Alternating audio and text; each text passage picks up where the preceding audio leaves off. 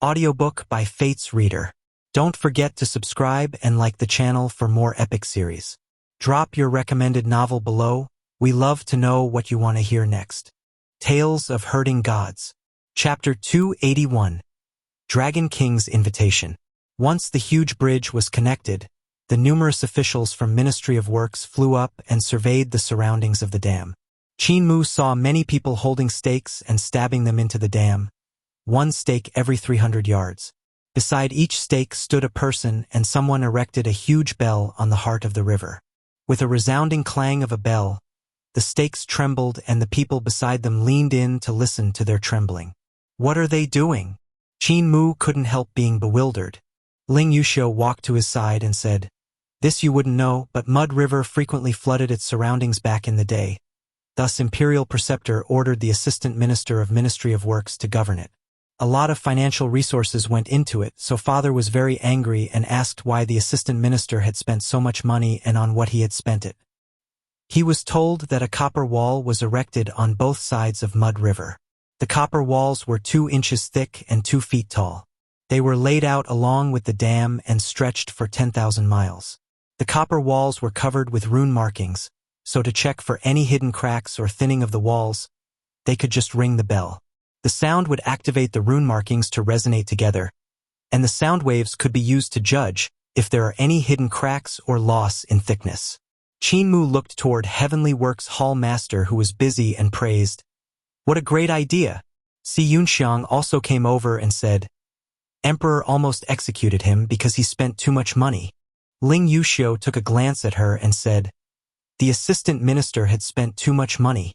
In the recent years, he has manufactured a flying ship, decorated pleasure boats that sail in the sea, ships that runs on land, flywheel carriages, smelting factories for the mountains, arms workshops, and manufacturing plants in various regions.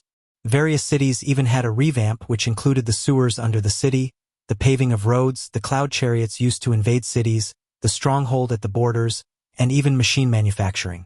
I wasn't born then, but I heard from second brother that the amount of money spent by the Assistant Minister had made Father and all the princes, concubines, and Empress Dowager tighten up their waistbands until they turned green from starvation.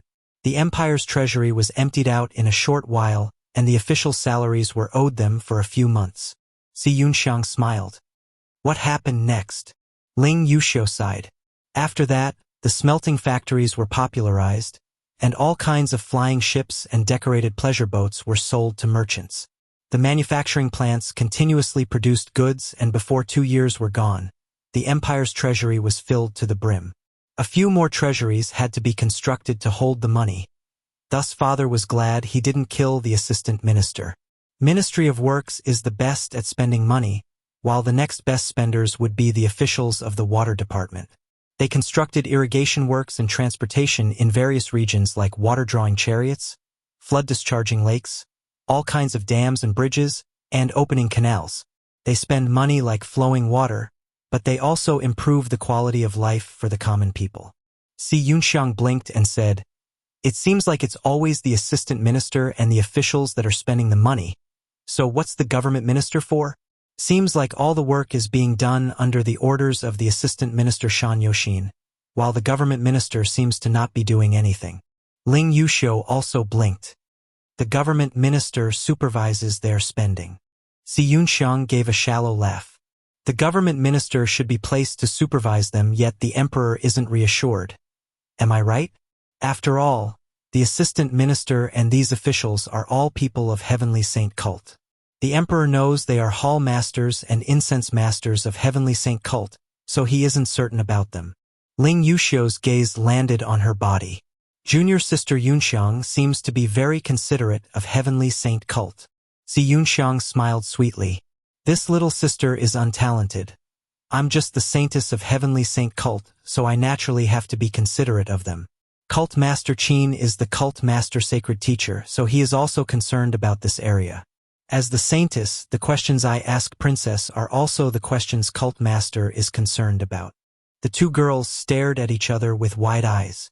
Qin Mu ignored them and looked into the distance.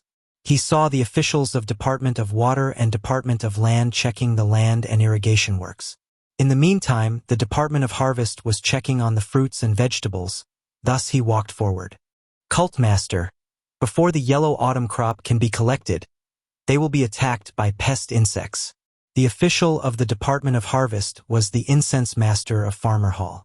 He dug around the soil for inspection and picked up a couple insect eggs while speaking to Qin Mu.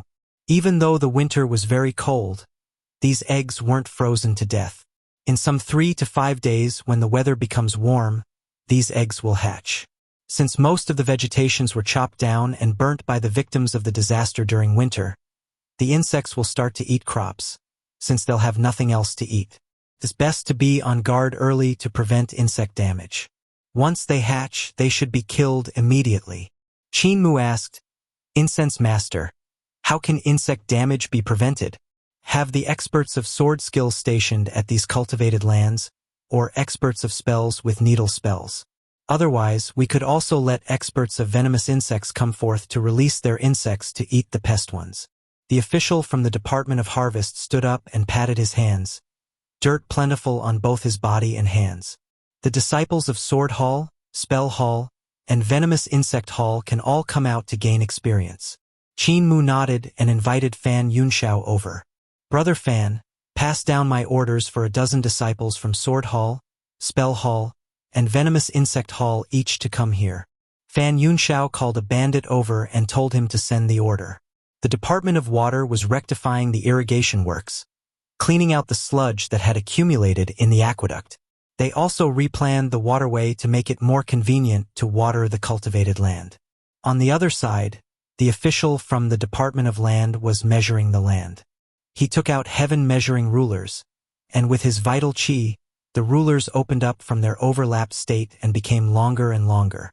On the rulers, the marked scale of the measurement appeared, and an imperial scholar recorded the numbers, clacking on an unusual abacus formed by his vital qi. Meanwhile, the assistant minister brought everyone from the Department of Works to fly into the sky and survey the situation of the roads in various parts of Auspicious Prefecture from the sky. They recorded down which parts of the roads were destroyed before going forth to repair them. Shan Yoxin is a capable man, Qin Mu exclaimed to himself. The officials from the Ministry of Works of Eternal Peace Empire had a methodically arranged way of handling things, and what they were doing indeed benefited both the country and the people. In the city lord's manor, the magistrate of Auspicious Prefecture reported the situation, and Ling Yushu listened for the entire night. He then summoned the official registrar to check the various records and was so busy that he didn't even sleep for a moment. When it came to the second day, Ling Yushu and the magistrate of Auspicious Prefecture were both slightly exhausted. Just as the crown prince walked out of the city lord's manor, the government minister and assistant minister came over. Assistant Minister Shan Yoxin handed him a few scrolls. Your Highness, the problems regarding the irrigation works, transportation, as well as vegetables and fruits have already been handled. Only the problems under the Department of Land requires Your Highness to handle them. Ling Yushu was astonished and cried out, So fast! Shan Yoxin said, After Your Highness finishes reading, you can get ready to kill people. Ling Yushu had a grave expression. Are the acquiring of lands that severe? Shan Yoxin nodded. Ling Yushu called the magistrate of Auspicious Prefecture over and placed the scrolls in his hand with a solemn look. Don't go to sleep yet. I won't sleep, and you shall read these with me. We will read them as we capture and kill the people. Those who should be captured will be captured, and those who should be killed will be killed. In these unusual times, we will have to hand out severe punishments. The magistrate of Auspicious Prefecture had an ashen face. Qin Mu summoned Chen Wanyun and the rest. Your task is here. You guys shall follow the officials to capture the people later. Chen Wanyun muttered, Cult Master, didn't you say it would not be dangerous? To be able to acquire lands in the times of chaos, these people will all be tyrants of these regions. The strengths of the influential families are no joking matter. Qin Mu smiled. You guys are experts from Imperial College, elites of the Empire, so how could you be scared of the tyrants in these regions? Wei Yong, Yu Qinghong, and the rest couldn't wait to make their moves. Not long later, the Crown Prince and the magistrate passed down their orders to capture the people. So Wei Yong and the rest immediately followed the officials and left. They only came back in the afternoon, all covered in blood. It was evident that they had gone through Severa. They only came back in the afternoon, all covered in blood. It was evident that they had gone through several fierce battles. Ling Yushu spent 2 days to settle the problems in Auspicious Prefecture, then continued to head east. On the journey, they managed the problems around Mud River as well. One day, they came to River Prefecture. This place overlooked the sea to the east and was far from the capital. Their waterways were developed and they had a huge port. The merchant ships here were not only connected to all the ports in the world, they were even trading with foreign countries and had relations with the countries overseas. Everyone was already familiar with the routine and went to do their own inspections without any instructions from the assistant minister. After settling the tasks in River Prefecture, Ling Yushu could see that everyone was exhausted and said, "It has been hard on everyone, so why don't we take a few days break in River Prefecture before setting off?" Everyone cheered. Qin Mu was pulled over by Ling Yushu to stroll down the street. River Prefecture's trade and commerce are flourishing, and they have many interesting items from foreign countries. Let's take a look at the fair. I'll go too. Si Yunxiang followed after them, and Ling Yushu took a glance at her while thinking to herself, "Vixen, little hussy." Si Yunxiang thought with a face full of smiles. Sparks flew from the gazes of these two girls, but Qin Mu didn't notice anything. There were indeed numerous unusual and strange toys in River Prefecture's fair, but what attracted him the most weren't these strange items. Instead, it was the foreigners. He saw numerous foreigners wearing strange and different clothing, and their appearances were different from those of the people of eternal peace. There were even some that were cyclops.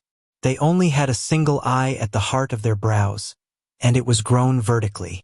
There were also 4-armed and 2-headed humans. He even saw a few maidens from the sea tribe that was gorgeously dressed.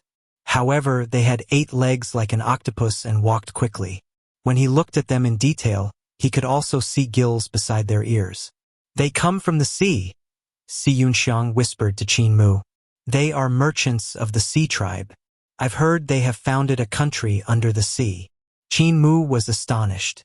The items that the sea tribe was selling were also very strange. He stopped in front of a blue coral tree which was automatically giving off water vapor while a huge ball of water was wrapped around it.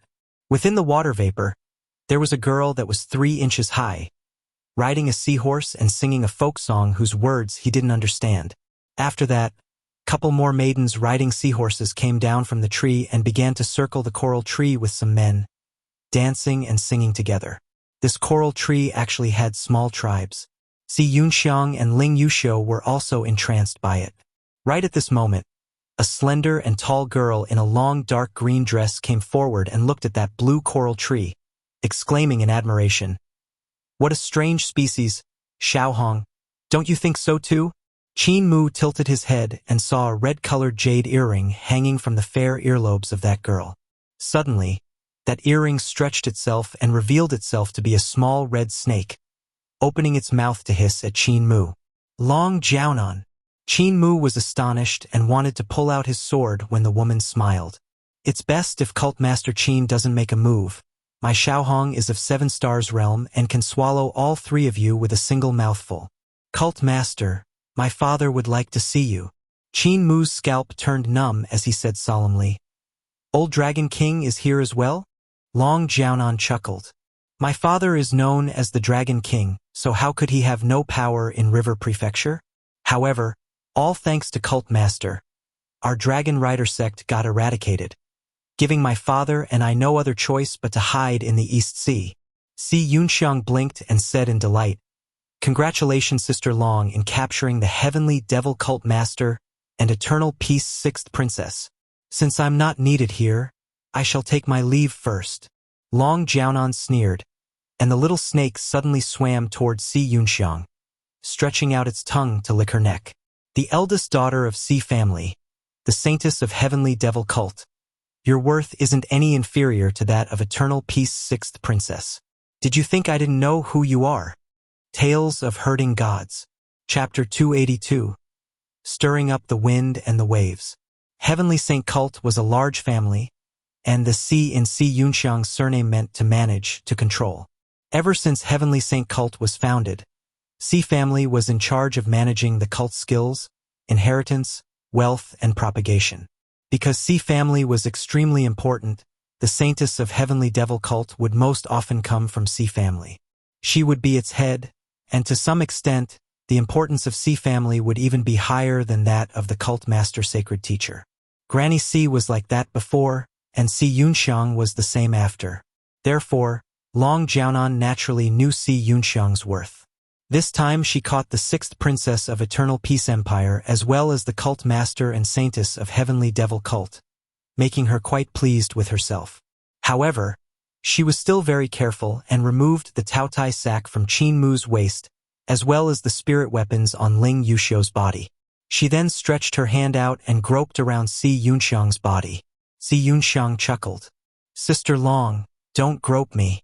There are no spirit weapons on my body since I'm walking down the spell path." Long Jiaonan sneered. She took her hairpin and said, "Spell faction? I see you're an expert on sword skills as well.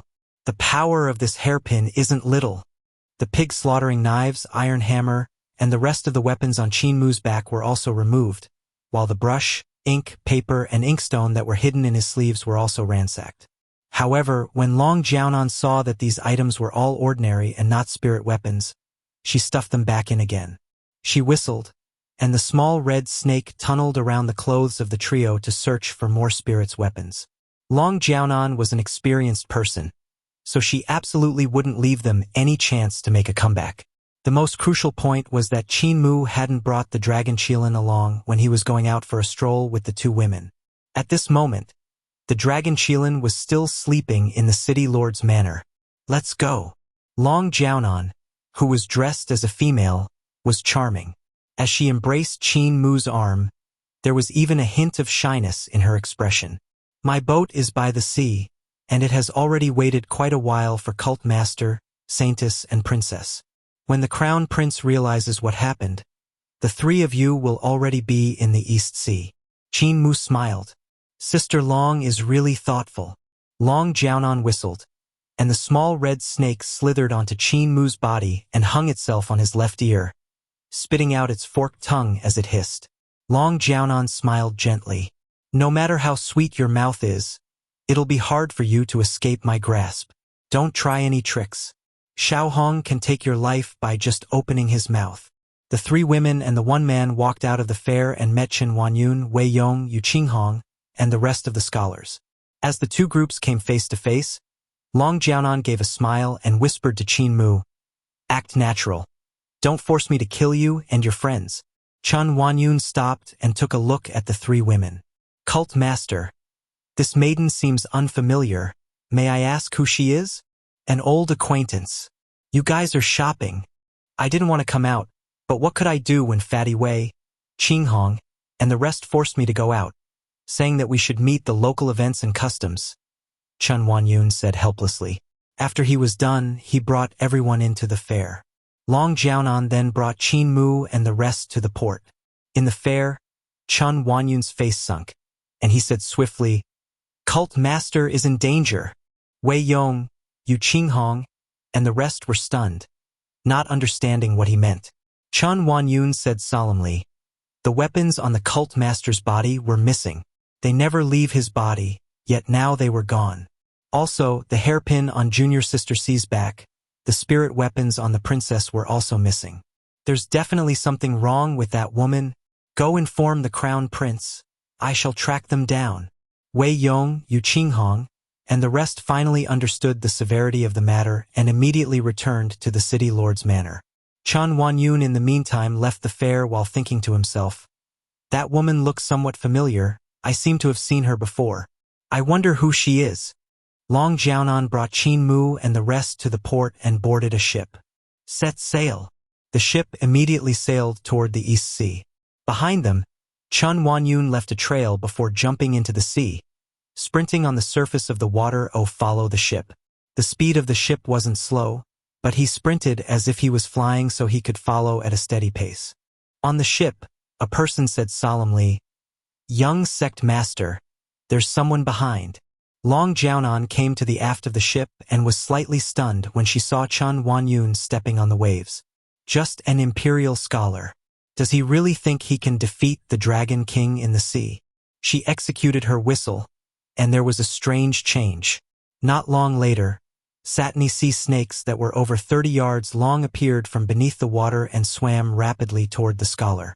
Chun Wanyun was astonished, and flying swords flew out from the sword sack on his back, slaying the sea snakes that came pouring over. The area in which he was fighting instantly seemed like it was boiling water that was overflowing from the pot. Countless flood dragon-like sea snakes broke through the water and attacked him frantically. When Chen Wanyun had slaughtered his way out of the ambush of the sea snakes, the ship had vanished without a trace. He rose into the sky and stood in the air to look around.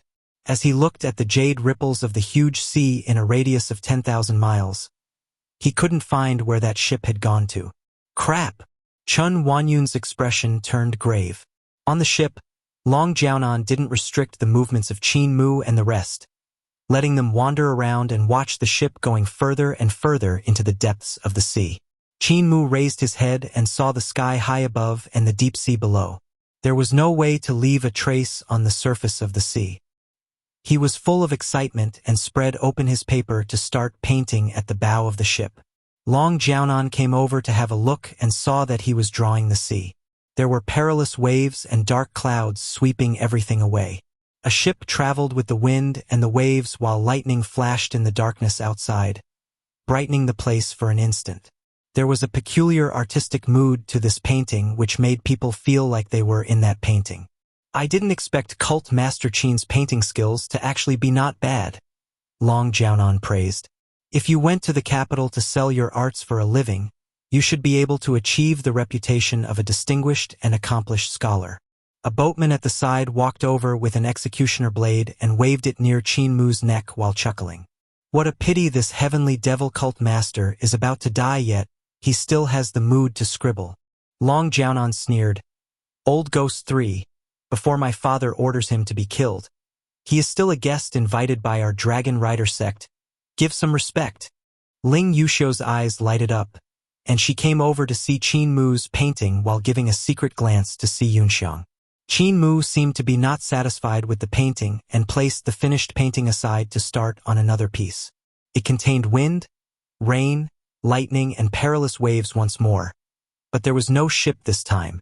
Long Jiaonan was originally watching with keen interest, but when she saw Qin Mu drawing the same kind of paintings over and over again, the freshness of the sight faded away. She walked away herself, leaving only Xiaohong to remain on Qin Mu's ear. Qin Mu painted a few more paintings of the storm on the sea. Then, he raised his brush as if to add a few finishing touches to the paintings. As he laid down his first stroke, the painting seemed to become slightly different. The storm inside seemed to be flying out. Qin Mu added a final stroke to the dozens of paintings and threw them off the ship without extra trouble. Long Jiaonan sighed in pity to herself when she saw this sight. With his hands behind his back, Qin Mu looked towards Long Jiaonan with a smile. I've heard that there are strong wind and waves on the sea, so I wonder if Sister Long's ship will be able to handle the turbulence? Long Jiaonan sneered. The weather is all clear now, so about what wind and waves are you speaking? Just as she said that, the wind suddenly grew stronger, becoming a gale from a breeze in just a matter of a few breaths' time. The sky then turned dark, and the gale erupted. The height of the waves surpassed the mountain tops, throwing the ship into the sky before it went crashing down. Everyone on the ship was caught off guard and hurried to stabilize themselves. However, bolts of lightning crackled and struck at random. Amid the chaos, Qin Mu flicked Xiaohong, who was hanging on his ear, away. Just as the small red snake flew out and was about to reveal its true form, several hundred bolts of lightning gathered together and struck its body with a world-shaking bang. Long Jiaonan was shocked when she saw the small red snake falling into the sea. There were countless bolts of lightning striking the area where the small red snake had fallen. It finally revealed its true form in the seawater, but it was continuously electrocuted by countless bolts of lightning, turning its body numb and making it sink to the bottom of the sea. Where did the storm come from? Why does it only strike Xiaohong? Long Jiaonan's heart was flustered, and she looked around, but only saw pitch-black darkness. This made a weird feeling rise up in her heart. This situation looks very similar to his paintings. Qin Mu's left hand grabbed onto Si Yunxiang, while his left took hold of Ling Yuxiu. The three of them then jumped into the pitch-black sea. Long Jiaonan cried out in astonishment, and the ship under her feet suddenly split into 5 pieces, throwing everyone on board into the sea. Right at this moment, she saw another ship sailing over from the fierce waves, and Qin Mu, Ling Yuxiu, and Si Yunxiang were standing on the bow of that ship. The young cult master waved at her, and the ship sailed into darkness, vanishing without a trace. Long Jiaonan immediately gave chase, but a huge mountain-like wave came crashing onto her, submerging her in the water. She grunted and broke out, but just as she leaped into midair, countless bolts of lightning came bombarding down, and they all focused on her body, turning her tender on the inside, crisp on the outside. Long Jiaonan did everything she could to fight back against the lightning, when it suddenly vanished and the wind stopped. The sea became dead calm. Long Jiaonan was totally drenched and stood on the surface of the water miserably. Looking around, she saw ink gradually dispersing in the sea. A huge red python swam to her side, its body covered in injuries. An icy cold feeling swept across Long Jiaonan's heart as she looked around. The boatmen on the ship had died in this abrupt disaster, with Old Ghost 3 having died the most miserably among them. Was this peril of the sea drawn by cult master Qin? Long Jiaonan was still in slight disbelief. Qin Mu and the 2 girls stood at the bow of the ship that soon dispersed and turned into a pool of ink which vanished into the sea. The 3 of them mobilized their vital qi and landed on the water's surface. Up ahead, they saw an island. Long Jiaonan brought us into the depths of the East Sea, so it'd be quite difficult for us to return to River Prefecture by the sea. It would exhaust us to death. Thus, Qin Mu suggested, "Why don't we go over there to rest first? Chun Wanyun is very smart and should have already informed the Crown Prince. With Fan Yunxiao's ship, it won't be difficult for them to find us." When the 3 of them came onto the island, numerous small humans in yellow suddenly came out running from the forest. They wielded knives, forks, staffs, and cudgels while rushing forward aggressively. However, when they came in front of them, these small humans all stopped in their footsteps and looked up at them in terror. "Giants!" one of them shrieked at the top of his lungs. This army immediately dispersed and escaped in all directions. These small humans were only a foot tall. Some of them hid in the crevices of the rocks, some under the sand, some went under the leaves, while others just decided to play dead on the ground when they couldn't find any place to hide. They stuck their tongues out and opened their eyes wide. "So many Solomon's seals?" Si Yunxiang was astonished. "They are Solomon's seals that have turned into spirits. They can be eaten and would help in raising the cultivation by a great amount." "The giants are going to eat us." One of the Solomon's seal that had been playing dead rolled over and jumped to his feet. He immediately began running after turning around, but only to crash into a tree and faint. Tales of Hurting Gods. Chapter 283, Transformations of the World. Qin Mu picked the Solomon seal and flipped him over to examine him. The other Solomon seals popped their heads out from under the leaves, sands, and crevices. When they saw a giant picking up their comrade, they couldn't help crying out in alarm before hiding even deeper without any spirit of loyalty. Qin Mu examined the little human in detail and saw that the legs of the Solomon seal were formed by numerous entwining roots. Around his waist was a skirt weaved from grass, and on his face was a root-like beard. His hand was holding onto a spear made from a bamboo branch. The tip of the spear was snow-bright and was a special kind of metal. Qin Mu couldn't help being astonished and pinched the delicate spear, which was like a needle, examining the metal on the spearhead in detail. He couldn't see what metal it was formed from, but what was strange was that there were traces of imprinted runes on it. From the outfits of these Solomon seals, it was impossible for them to be proficient in things like runes and spells. So where had the metal on the spear come from? The Solomon seal seemed to wake up, for it began to shiver. Suddenly, a green sprout popped out from his head. He was really nervous, so the sprout grew very fast. Qin Mu smiled. "Stop playing dead. I won't eat you. I just have some questions to ask you." The Solomon's seal mustered his courage and opened his eyes. However, when he saw Qin Mu's smile and his shiny teeth, he couldn't help crying out in alarm and fainting again. Fierce shouts came from the island as some 100 Solomon seals came rushing out aggressively. It was evident that they were the rescue troop, but when they saw Qin Mu pinching their comrade, these Solomon seals immediately turned in the other direction and ran away. Qin Mu was startled and shook his head. There's really no spirit of loyalty. He flicked the leaf on the Solomon seal's head, and the little human woke up once again. Qin Mu let go of him and lifted him up with his vital qi, making him float in front of the three of them. Stop playing dead, do it again, and you will really die. Let me ask you, why are there so many Solomon seals on this island? That Solomon seal shivered and said, I don't know. You will have to ask the ancestor. Qin Mu frowned and asked, Where did your spearheads come from? I don't know, you will have to ask the ancestor. Helpless, Qin Mu placed the little human down and said, Bring us to meet your ancestor. When this Solomon seal landed on the ground, he started walking into the island. A small head then popped out from the grass nearby and scolded him angrily. Betrayer! Qin Mu stretched his hand out and grabbed that Solomon seal out from the grass as well. You will lead the way as well. Bring us to see your ancestor. This Solomon seal immediately complied and hung his head down in shame to become a betrayer, walking into the island with the other betrayer by his side.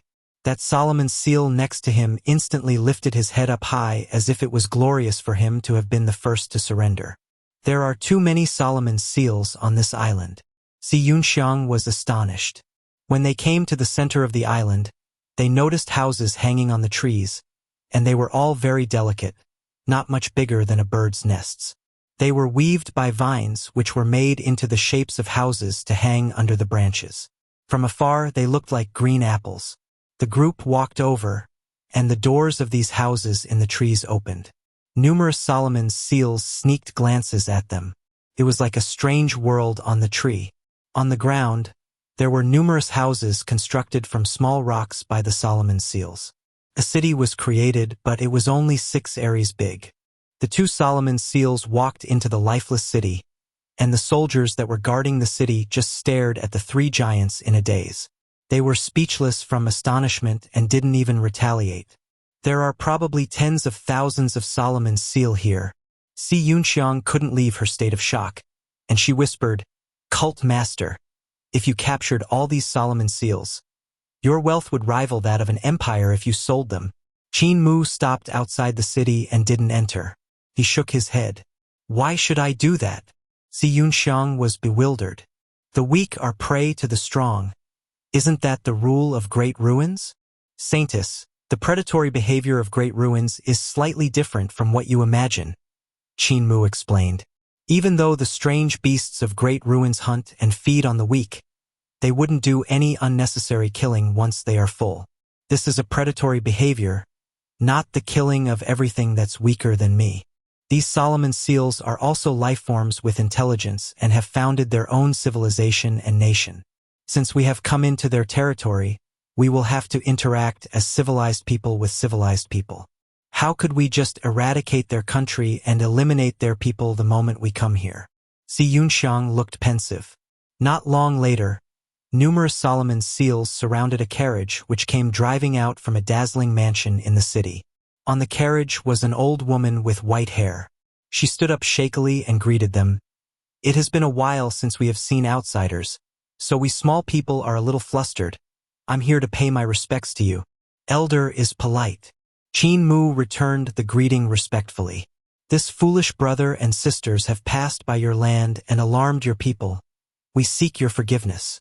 Ling Yuxiu and Si Yunxiang saw that this Solomon seal old woman was also only a feet tall.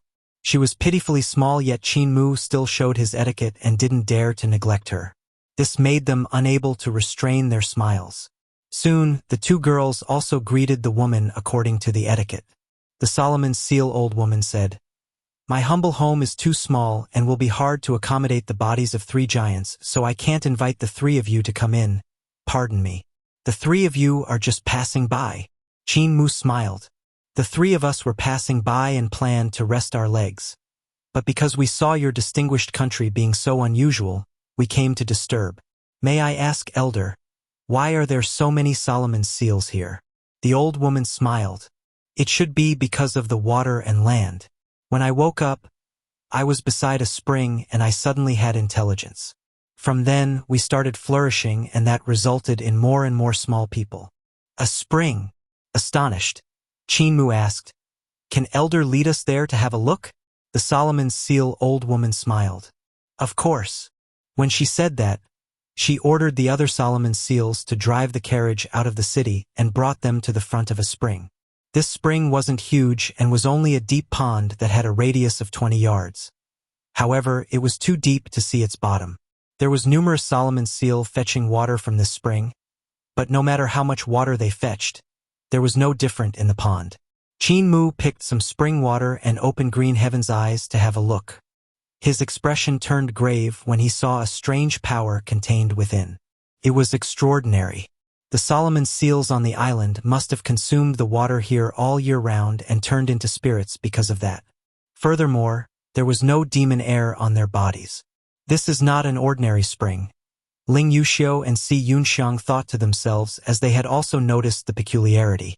Qin Mu rose and asked, "I saw that your weapons are also slightly unusual. May I ask where you got them from?" The Solomon's seal old woman said, "These items were all picked up by these children. They were flushed out by the spring." Flushed out by the spring? Qin Mu looked at this deep pond and muttered to himself for a moment before saying, "Elder, we would like to go into the pond to take a look. Even though you guys might be giants, you will still have to be careful. The depths of this pond are beyond measurement and many of my children have drowned here." The Solomon's seal old woman immediately summoned people over and said, "I'll order them to fetch long vines. The three of you will be able to wrap them around your bodies before going down. Once you'll no longer be able to hold your breath, you'll be able to come back up by following the vine." "There's no need for that." Qin Mu took in a deep breath and gales rushed towards him from all directions. After an immeasurable amount of air was sucked into his chest, he leaped into the pond. Ling Yuxiu and Si Yunxiang also immediately took in a deep breath and leaped in. The three of them then executed their techniques. Ling Yuxiu cultivated Nine Dragons Monarch technique, so she swam like a flood dragon. Si Yunxiang executed Heavenly God Creation technique and darted around like a fish in water, swimming toward the bottom of the pond. This place was actually so deep that the bottom couldn't be seen. After diving for some time, their surroundings became dimmer and dimmer, yet they still didn't reach the bottom. The pressure of the water was also becoming greater and greater. Suddenly, light appeared in front of them, and they saw the four walls of the pond gradually becoming wider. There were luminous pearls on them that they're the size of wicker baskets and gave off a dim glow. They are even bigger than the luminous pearls in the imperial palace. Ling Yuxiu cried out in astonishment. As they went farther down, more luminous pearls appeared. After diving several hundred yards down, they finally felt the pressure becoming so heavy that their lungs were going to concave. Their eyes became bloodshot, and their eardrums hummed. If they were to dive down some more, their lives would probably be in danger. But just as Qin Mu wanted to stop the two girls and return back, a huge cauldron caught his eye. They had finally reached the bottom of the pond. A huge cauldron sat there, and it was dozens of yards wide. There were weak currents pouring out from its center while the surroundings of the cauldron were empty, without any water. Instead, there was air surrounding the cauldron, and it was bright as day. Qin Mu swam over there and passed through the water screen.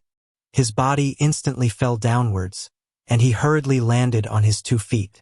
Ling Yuxiu and Si Yunxiang also swam out from the water and landed on the ground, their bodies drenched. Qin Mu took a glance, and Si Yunxiang immediately hugged her chest, only to see Ling Yuxiu not noticing anything. She immediately nudged her with her shoulder and said in a low voice, "He's looking at you." Ling Yuxiu only then came to a realization and hurriedly turned around, using vital qi to shake the water off her body. Qin Mu retracted his gaze and thought to himself, "It's not like I haven't seen it before. I already saw it when she slept over at my place last time. But so what if her chest is bigger and fairer than mine? Her strength is still inferior to mine. The three of them dried their clothes and started to look around. This place had to be the bottom of the sea, and surrounding them on the outside was the pitch-black seawater. They could even see chimneys on the seafloor giving off black smoke and spewing out a trail of lava once in a while. From time to time, the strange creatures in the sea would swim over after being attracted by the bright lights here, revealing their humongous bodies. However, the group didn't know what kind of monster they were. In front of them, there were marble pillars standing tall and giving off a tranquil glow. When they walked forward some more, they could see pure white fog and a faint huge palace hiding within it. Below their feet was white jade that was built quite smoothly, but the rubble was scattered everywhere. There were several pillars surrounding the cauldron which was behind them, so this place should be the ruins of a shrine. Currents rose from the huge cauldron which wasn't linked with the sea. The Solomon seals on the island had drunk the water that was pouring out from this cauldron, and it had given them intelligence. I have seen such a place before. Qin Mu's heart trembled slightly, and he said, "There is Surging River Dragon Palace in great ruins, and its layout is quite similar, but it's much smaller compared to this one. That place was where the Surging River Dragon King lived. The place where the Dragon King managed Surging River. Could this be a dragon palace as well?" Si Yunxiang was slightly excited. "It's not a dragon palace." Ling Yuxiu shivered and said in a low voice, "I don't feel any air of dragons here. On the contrary, I feel an extremely unpleasant air towards the dragons. There's probably a god here. Even if there's a god, it will be a dead god." Qin Mu walked forward and waved his sleeves. Rubble flew up and landed to the side, revealing a collapsed stone tablet. The words on the stone tablets were very ancient, and they said, "Bent Mountain God Shrine." Bent Mountain God? Qin Mu frowned. Could there be a mountain god at the bottom of the sea? Si Yunxiang shook her head. It's impossible to have a mountain god at the bottom of the sea, unless this place was above the sea level in the past. Tales of Herding Gods. Chapter 284, God Shrine. When Si Yunxiang said "until there," she realized what she was saying. Could this place have been above the sea level in the past? That's not right. There isn't such an outrageous change in geography recorded in the history of our sacred cult. Heavenly Devil cult had existed for 20,000 years, and this was considered an extremely long time. Over it, the East Sea had always been the East Sea, and there were no records saying it had once been another continent. As for the history of Eternal Peace Empire, its existence was even shorter, so it was impossible for it to know when the East Sea had transformed. This sea area here is extremely deep, so even divine arts practitioners of Six Directions realm like us would be almost unable to withstand the pressure here. It's probably 3,000 yards deep at the minimum. Qin Mu came to the side of the huge cauldron and stretched out a finger. His vital qi flew out and shot straight upwards. After a moment, he pulled his vital qi back and said with a grave expression, "It's even deeper than I expected, 4,956 yards. Since a mountain god is mentioned, there has to be a mountain on which this shrine was once built. For a mountain to be granted to a god, it must at least be 3,000 yards tall." Si Yunxiang and Ling Yuxiu immediately knew what he meant. Where Bent Mountain God Shrine was should be Bent Mountain, while the area surrounding it should have been vast fields. After some huge transformation occurred, that land had sunk and become a sea. The place around the Bent Mountain must have sunk 6 to 10,000 yards into the ground. Thinking about it, if an earthquake suddenly shook the entire Eternal Peace Empire and sunk it 10,000 yards into in the ground, what situation would that be? This land where Bent Mountain God Shrine stood should have suffered such a terrifying situation. Qin Mu looked around. From his position next to the unreasonably huge cauldron, the owner of this place must have been refining pills when the huge change occurred. Thus, he didn't have enough time to take out the spirit pills from the huge cauldron. Qin Mu looked at the cauldron and saw that there were broken pieces of metal inside, which should be the weapons that had been shattered. Qin Mu jumped back into the cauldron to check and saw that the spirit weapons were all completely shattered. There was nothing useful that he could find. Instead, the decorative designs on the cauldron caught his attention. They were rune-based, but different from the runes he had seen before. There was a different kind of beauty to them. This cauldron isn't from this era, and these runes are similar to the ones in the ruins of Great Ruins. However, there are also differences. He examined them before jumping out again. Qin Mu dried the water on his body and walked away. Our spirit weapons were all taken away by Long Jiaonan, so we don't have any suitable weapons and might be in danger. Be careful, everyone. Ling Yuxiu and Si Yunxiang went after him as Ling Yuxiu said, using our 6 directions divine treasure to give birth to a spirit weapon is more suitable than using other people's spirit weapons. If we could refine a 6 direction spirit weapon, we should be able to protect ourselves. Qin Mu was slightly stunned and asked, how can I give birth to a spirit weapon? He had once heard Xian Qing'er, the great demon, mention such a thing. She had said that spirit weapons were treasures born from 6 directions divine treasure, but he had never understood how a divine treasure could give birth to spirit weapons. He was still lacking in knowledge in regards to 6 directions realm. Si Yunxiang was astonished. Cult Master, you don't even know this? Nun Hong Fa from Hall of 6 Directions had given a lecture on how to give birth to a spirit weapon in 6 Directions divine treasure before. Qin Mu shook his head and said, I've gone to Hall of 6 Directions only once before, and I got chased out to stand in the corner with you the moment I entered. Si Yunxiang recalled the incident when she had gotten called out to stand in the corner with Qin Mu and couldn't resist smiling. Ling Yuxiu said, 6 Directions divine treasure giving birth to spirit weapon is actually a vague saying. What 6 direction divine treasure gives birth to is a form of the spirit weapon, only the shape and physical form. As long as you execute your technique, you can see the vital qi gathering in your 6 directions divine treasure to form the shape of a spirit weapon. She formed the shape of her spirit weapon, and the roars of dragons could be heard as 9 of them flew over and danced around her. The heads of the dragons gathered behind her back while the bodies coiled together, transforming into a 5 yards long handle and the head of a hammer that was like a small mountain. Si Yunxiang had a weird expression. Princess Xiu, your spirit weapon is a hammer? Not only that, Ling Yuxiu said. The path I took is the fusion of battle spells. I'm studying if I can merge battle techniques and spells with 9 Dragons Monarch technique, so this 9 Dragons hammer is one of the forms of my spirit weapon. The 9 dragons can separate to transform into other forms at will. Saint Xiang, so what's the shape of your spirit weapon? Si Yunxiang gave a smile and executed her technique. Vital qi flew out from her 6 directions divine treasures and transformed into a thread. That thread had a myriad of changes, weaving and circling around her like a chain as she smiled. This is the shape of my spirit weapon. Cult Master, what's the shape of your spirit weapon? Qin Mu shook his head. My technique of the 6 directions realm isn't perfected, so I still don't know the shape of my spirit weapon. Since you guys only have the shapes of spirit weapons, how do you refine the spirit weapons? As they walked through the fog-covered palace, Ling Yuxiu said, we will need capable and skilled craftsmen to forge our spirit weapon. A good spirit weapon can perfectly match the form of your spirit weapon, unleashing the power of the spirit weapon to its maximum potential. If the craftsmanship isn't good, the spirit weapon might not be able to match the power of the divine arts. I plan to stabilize the shape of my spirit weapon and ask Assistant Minister and the rest to help me forge my spirit weapon. However, the structure of my spirit weapon is complicated and will probably be hard to forge. It's better to cultivate sword skills, so there won't be a need to forge one's own spirit weapon. Any sword pellet would do. Si Yunxiang said, the skills of Heavenly Works Hall Master are superb, and I also plan to ask him to help me forge my spirit weapon. Mine has many transformations, so it'll also be very difficult to forge. The people the two of them were talking about was the same person. Heavenly Works Hall Master was none other than Assistant Minister Shan Yoshin.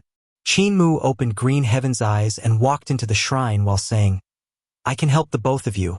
My forging abilities aren't weak as well. I could forge both of your spirit weapons in a day or 2 if I could only find some gold and iron here. Ling Yuxiu was astonished. Divine Physician Sacred Hands, who is proficient in painting, is also proficient in forging? Si Yunxiang was also very astonished. Cult Master also has attainments in forging? Can't be considered attainments, Qin Mu said humbly. I just know how to beat the metal and exert a little brute force. I passed Grandpa Mute's test in the village by a cheap trick. Grandpa Mute is the most outstanding blacksmith in the villages in our area, and his test was very strict. The two girls looked at each other and didn't know whether to laugh or cry. The space in the shrine was vast, and Qin Mu revealed astonishment. He then backed out of the shrine and circled around it, measuring its size with his steps. Ling Yuxiu popped her head into the shrine and cried out, "So huge!" Si Yunxiang also looked into the shrine and cried out with her eyes wide open, "How can it be so huge inside?" Qin Mu returned into the shrine and walked quickly along its sides with a pondering expression. "The one that herds cows, what's wrong?" Ling Yuxiu was bewildered. The shrine outside is 9 steps long and 50 steps wide, while inside it is 9,000 steps long and 5,000 steps wide. Qin Mu looked up and saw the ceiling that was as high as the sky. Huge jewels were sculpted to look like stars, and the aspects of the celestial bodies were completely different from the aspects of the celestial bodies now. The stars were about 10,000 yards away from them. Other than the stars, there was also a moon and a sun. Qin Mu didn't know what kind of divine art had created such a treasure, but the sun was still blazing furiously, lighting up the entire shrine. How was this still a shrine? It was clearly a small-scaled world. The space in the shrine is 10,000 times bigger than it looks from the outside. Qin Mu suppressed the pounding of his heart and said solemnly, "The position of the sun and moon is in the eye sockets of a divine beast Tao Tai. This shrine is built on top of the divine bones of a Tao Tai which might have even been a god. This is even more powerful than my Tao Tai sack, since this is a pure-blooded Tao Tai. Sister Yuxiu, this might be the reason why you were feeling a pressure earlier." Si Yunxiang's eyes shone with light before becoming dim. "What a pity this shrine is too huge and we can't move it." Qin Mu felt the same. What a pity. His gaze landed on the sun and his heart suddenly stirred. This sun is a man-made artifact. I wonder if I could light up the sun on Sunship. His heart started to throb violently. If he was able to light up that sun, then Sun Guardian Yan Jingjing wouldn't have to be eaten by Sunship. Qin Mu had become Moon Guardian once and knew how terrifying it was to have his life force absorbed by Moonship. He was quite concerned about the Sun Guardian and didn't want her to die just like that. If he could light up the sun on Sunship, he would definitely do it. He rose into the sky and flew quickly to the ceiling of the shrine. The interior of this shrine was extremely vast. When Qin Mu exerted all his strength to sprint to the sky and plan to pluck the sun down, he didn't expect for it to become more and more scorching the closer he came, making him unable to withstand the heat. His body trembled, and he executed Mars Sovereign's Fire Marquis True technique, transforming into a bull-headed human-bodied form of Mars Sovereign which was stepping on 2 flame dragons. Like that, he continued to close in on the sun. The closer he got, the higher the temperature was, and tears started to flow out from his eyes due to the dazzling light. However, they instantly evaporated. He stared with his eyes wide open at the sun which was getting closer and closer. He saw that this treasure was actually a huge eyeball that was emanating blazing fire energy. It seemed to be refined from an eye of a strange beast whose pupil could still be seen.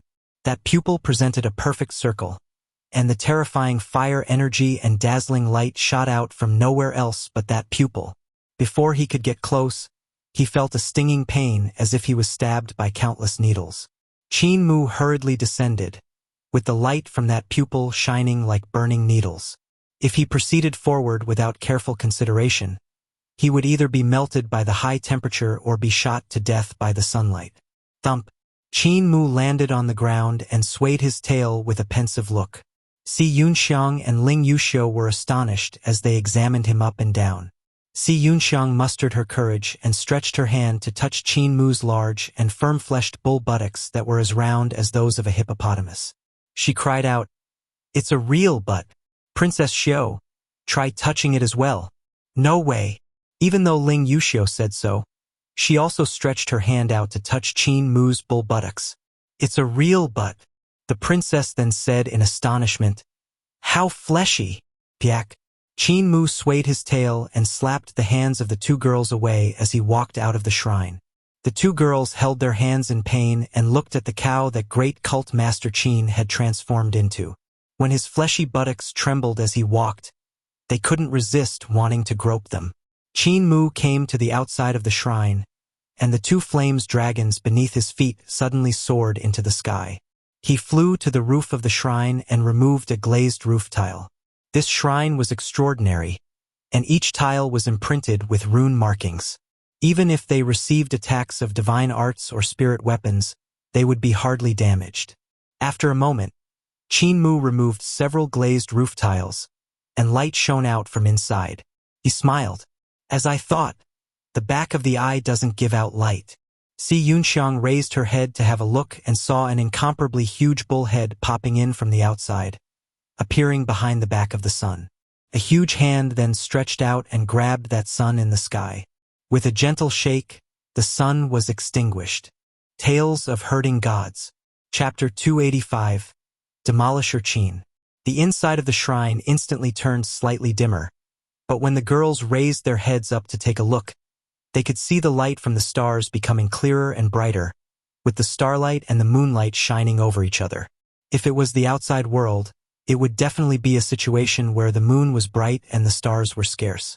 However, the moonlight and starlight here decorated each other and made the starry sky in the shrine even more charming. Qin Mu didn't return to the shrine. Instead, a bull head soon appeared behind the moon and plucked it away. The two girls were slightly angered.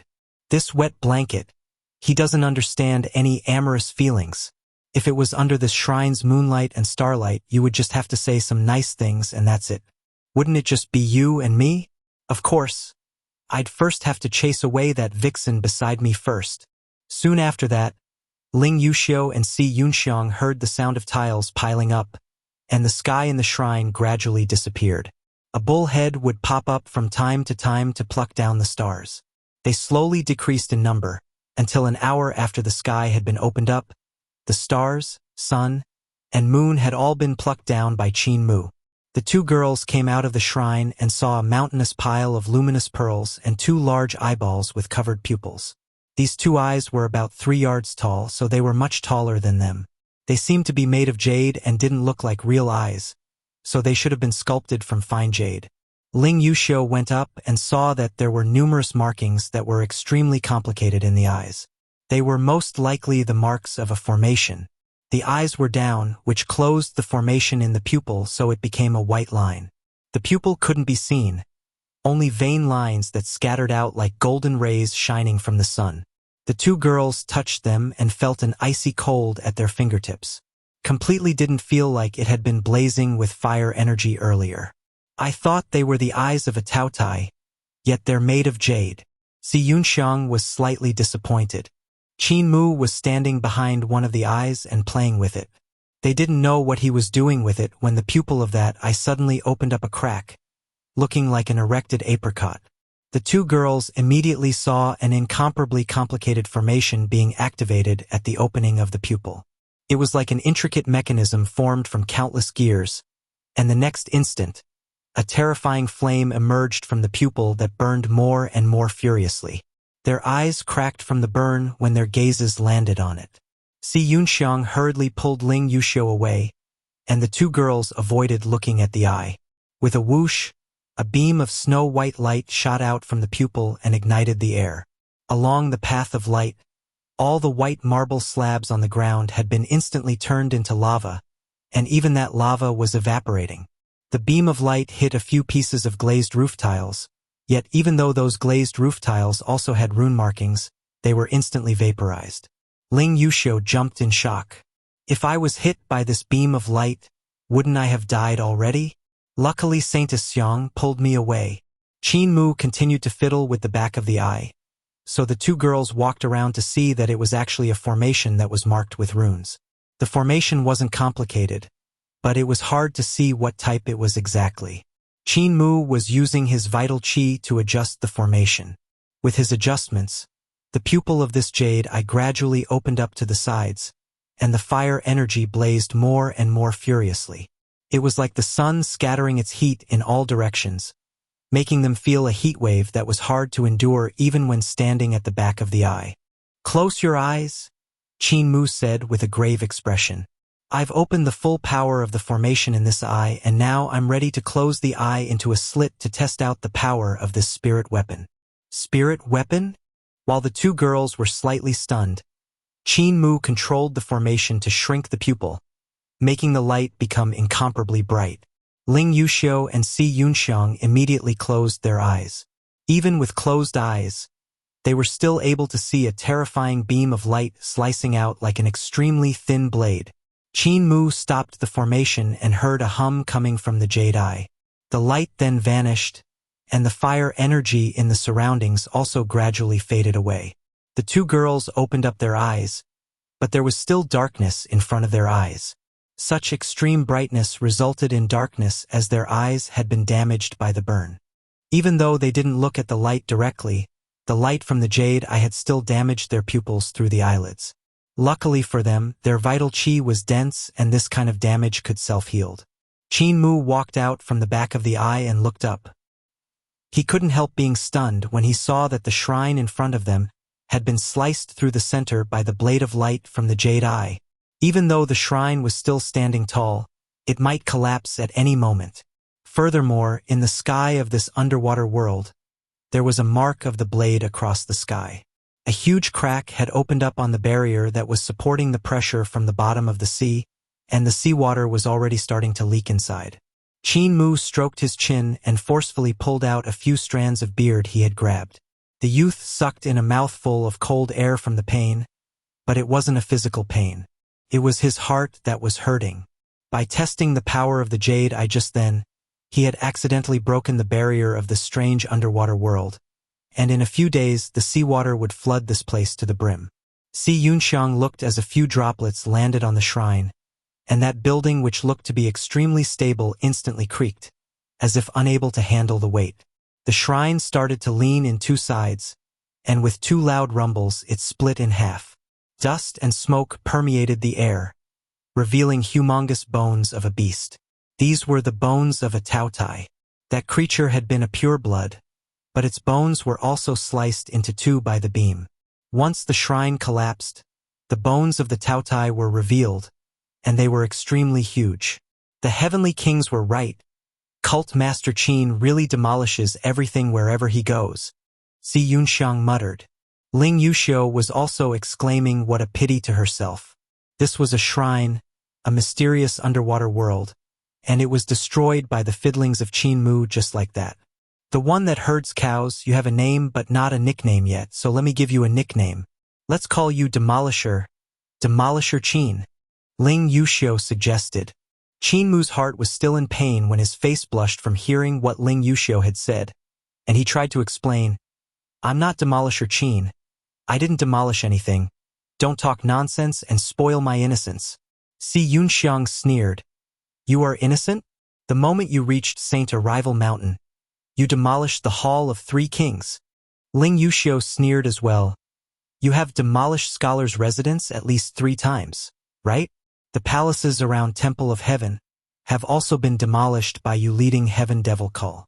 And also, I've heard Heaven Wave City was also demolished by you. Just look, we came here moments ago, and this underwater world has already been demolished by you. This underwater world has probably stood here for tens of thousands of years, but is gone the moment you came. In a bad mood, Qin Mu muttered, Don't talk nonsense. Don't talk nonsense. The two girls teased Great Cult Master Qin and went to scavenge the collapsed shrine for anything useful. After a moment, Ling Yuxiu carried 2 huge pillars over and placed them in front of Qin Mu. These 2 huge pillars were probably tens of thousands of pounds heavy, yet she was able to carry them with brute force. Si Yunxiang praised, Fat people are truly strong. I'm not like Princess Xiu. I'm too weak to even stand up to the wind. Ling Yuxiu went into a frenzy and wanted to push this saintess onto the ground to give her a good beating. However, since Qin Mu was at the side, it wasn't good for her to do this. She gritted her teeth and smiled. That's right, Saintess Xiang is indeed too weak to even stand up to the wind. You're too skinny and there are not even 2 tails of flesh in front of your chest. Si Yunxiang was angered, and her gaze became unpleasant. I'm still young and growing. What's the use of being so big? Ain't it still going to sag when one becomes old? The two girls stared at each other before averting their gazes. Great cult master, do you think you can refine these two pillars into spirit weapons? Ling Yusho asked gently. Qin Mu was currently checking the other jade eye and trying to understand the marvel of operating such things, so he hadn't listened to what they were fighting about. This kind of metal is rarely seen. It seems like it has different metals mixed into it, and because of this its quality and flexibility are much stronger than those of winter crystal iron. Qin Mu checked the two pillars and was rather astonished. The divine arts practitioners of Eternal Peace Empire usually looked for the level of purity in refining their spirit weapons, but these two pillars didn't care about purity. By mixing different kinds of metal with the copper, the strength and flexibility of the pillars had been greatly increased. Can you refine the 9 dragons' weapons I require? Ling Yusho asked immediately. Can.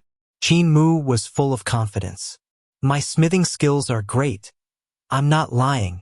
He activated the formation in Sun Jade Eye and smelted one of the copper pillars to forge a huge hammer first.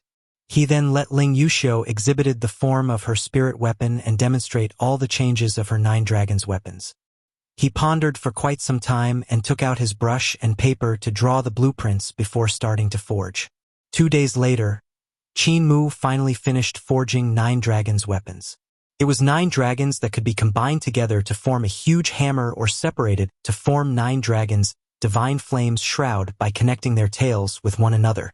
The bodies of the dragons were soft, and he had incorporated spirit creation technique into them while forging, so they could do numerous transformations. For example, even though the 9 dragons were made out of metal, there were over 900 pieces of bones in their bodies, allowing them to swim around in the air freely. Each and every one of the dragon scales stood alone and could also be detached from the bodies of the dragons.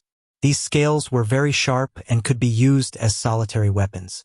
Other than the dragon scales, the dragon claws were like hooks that were abnormally sharp and the dragon teeth were like blades. The 2 whiskers on each dragon were chains that were very soft, but strong and could chain people up. When the 9 dragons came together, they would become 9 dragons' golden wall. The scales would form the surface of the mirror while behind it would be 9 dragon heads. Even if Si Yunxiang and Ling Yusho didn't have many attainments in forging, they could still see that the 9 dragons' weapons that Qin Mu had forged was indeed exceptional. This weapon should be very suitable for Ling Yusho. The princess rushed over excitedly and transformed her vital qi into runes to mark onto the 9 dragons' weapons, using her vital qi to nourish it. After trying it out for a moment, she felt that it was easy to control it, and it could transform into another shape she wanted at any time. Not bad, not bad. Ling Yusho praised endlessly. The one that herds cows, your craftsmanship ain't bad. It's just a tiny bit inferior to that of Assistant Minister of Ministry of Works. Si Yunxiang looked over enviously and exhibited the form of her spirit weapon, which was a thread that had a myriad transformations. How would one expect a well-tempered steel to become so soft that it could coil around the fingers?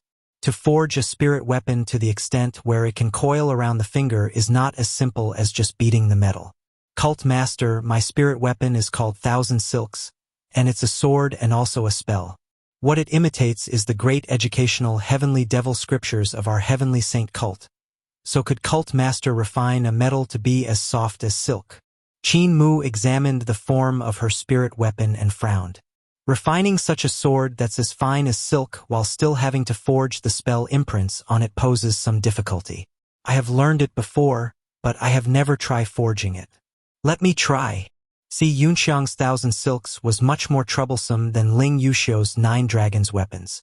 It was much finer and required the metal to be hammered to the extreme limits of its flexibility before spreading it out to forge a metal membrane that was much thinner than natural silk. The thickness of natural silk was at 1 C, while behind C there was still Hu, Wei, Xian, Sha, Chun, Ai, Miao, Mo, and even finer thicknesses. Qin Mu could only spread the metal membrane to the thickness of Chun and Ai. Any finer and he wouldn't be able to do it. When the thickness reached such a step, it would require markings that were even more intricate. Qin Mu and Si Yunxiang both cultivated great educational heavenly devil scriptures, so the two of them painstakingly worked together to imprint all the runes on the metal membrane. While they were doing that, the membrane broke a few times and he had to reforge it. After that, Qin Mu folded the metal membrane carefully and began to temper it again before spreading it open once more to re-imprint the runes.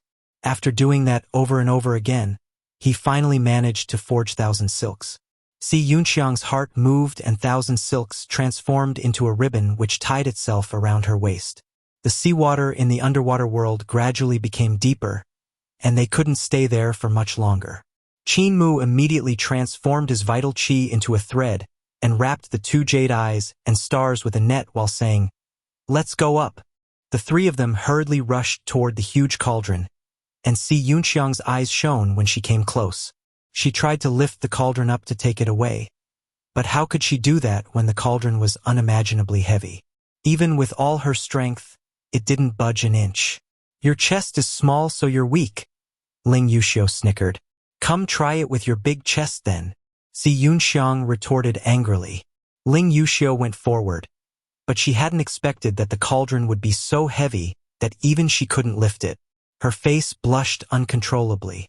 Qin Mu shook his head. "This cauldron spews out so much spirit water, and it comes up 5,000 yards above to the spring. The weight of the water spewed out from the cauldron could probably match the weight of a mountain, and there's also the weight of the cauldron itself. This item is definitely a divine artifact, so you can drop the thought of taking it away." The 2 girls sighed in pity and followed Qin Mu to swim upwards. After some time, they floated up to the water surface. Ling Yuxiu smiled and said, "We had gotten quite a few treasures this time, so it wasn't a wasted trip. How many treasures did Princess get? What kind of treasures are they?" A voice came from the side of the pond, and the 3 of them hurriedly looked over. They saw Long Jiaonan sitting on the head of a huge red snake. The beast's large body was circled around the pond. Long Jiaonan revealed a smile, and her gaze went from one face to another. She said to Qin Mu, "How wonderful of Cult Master, giving me such an exercise to find you. Die!" Ling Yuxiu and Si Yunxiang smacked the waves and rushed into midair, activating their 9 dragons' weapons and 1,000 silks to attack Long Jiaonan without any explanation. Tales of Hurting Gods. Chapter 286. Guarding the Corpse. Long Jiaonan sneered. Ling Yuxiu and Si Yunxiang had merely just entered 6 Directions realm, while she and the Red Snake were experts of 7 Stars realm. Whoever entered 7 Stars realm could become a general in Eternal Peace Empire. Before Dragon Rider sect had rebelled, Long Jiaonan had assumed a position in the army by dressing as a male. With Ling Yuxiu and Si Yunxiang's abilities, they were no match for her and the Red Snake. Courting death. Long Jiaonan's palm flipped over and her vital qi transformed into a huge python which coiled behind her body with jaws wide open. The air in the surroundings instantly rushed towards its mouth as it tried to swallow the 2 girls in the air. Even though Dragon Rider sect wasn't proficient in spells, the power of their spells still couldn't be underestimated. Imperial Preceptor's reform had allowed Dragon Rider sect to absorb the strong points of other sects, raising the power of their spells by a level. This dragon python swallowing heaven had already obtained the Samadhi state. However, Ling Yuxiu held 9 dragons' weapons in her hands and raised it over her head to smash down. In midair, bolts of lightning instantly gathered and crackled as they struck onto her 9 dragon weapons. It transformed into 9 dragons' hammer which collided with the huge mouth of the vital chi python. The explosion of the power of lightning instantly shattered the spell of Long Jiaonan, causing her vital chi to disintegrate. While Long Jiaonan was astonished, Si Yunxiang waved her hand and a fine string came stabbing towards her left eye. Long Jiaonan flicked her fingers continuously, yet that string wasn't affected and continued to fly over. The middle and index fingers of Si Yunxiang's pointed toward Long Jiaonan, and the tip of her fingers dotted again and again. The tip of 1,000 silks also transformed again and again, actually executing sword moves that were extremely intricate. Saintess Xiang's sword skills ain't bad. The sleeve of Long Jiaonan's left arm swept over and over again, and her vital qi transformed into a jade annulus to mess up the sword treads that were rushing toward her. Yet at this moment, Long Jiaonan noticed that Si Yunxiang had her right hand in front of her body and her left hand behind her body. Her left hand was also gesticulating sword secrets which alarmed her and made her immediately rise into the sky. Just as she did that, She saw her purple dress fluttering as thousands of holes opened up, wind passing everywhere. Meanwhile, in the sky, Ling Yuxiu raised her huge hammer to smash down, and Long Jiaonan raised her hand to block. A loud rumble rang out when flames burst forth from the huge hammer. The strength was incomparably terrifying, blowing Long Jiaonan away with one strike. Nine Dragons Monarch technique was naturally a first-rate technique and had extremely high attainments in spells. Due to that, the accumulated magic power was like a vast sea. Both on the same realm and below, the magic power from Nine Dragons Monarch technique was the densest. Of course, this was excluding Qin Mu's Overlord Body 3 Elixir technique. In addition to that, Emperor Yanfeng was the most intelligent emperor since Eternal Peace Empire was founded and had long become a great expert of his generation. He had improved Nine Dragons Monarch technique and added in transformations of battle techniques and sword skills, allowing the power of this technique to far surpass what it was in the past. The technique that Ling Yuxiu cultivated was this, and the path she took was the fusion of battle spells. By unleashing battle techniques and spells together at the same time, the power of her attacks was increased. So even though Long Jiaonan was on 7 Stars realm, she was still caught off guard by the attacks of the two girls and got blown away.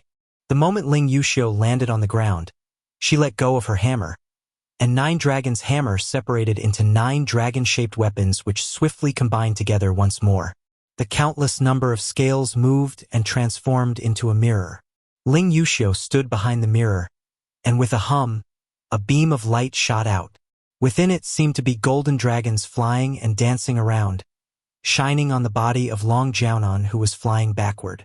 Si Yunxiang immediately rushed over and flew past the mirror. Her sword threads coiled around and sliced toward Long Jiaonan who was hit by the mirror light. "Xiao Hong!" Long Jiaonan shouted sternly. With a raise of her palm, the ground trembled, and several hundred stone spikes shot up from below, blocking Si Yunxiang's path and the mirror's light. The huge red snake behind the two girls suddenly stretched its body, which was as thick as a pillar that only several people could hug.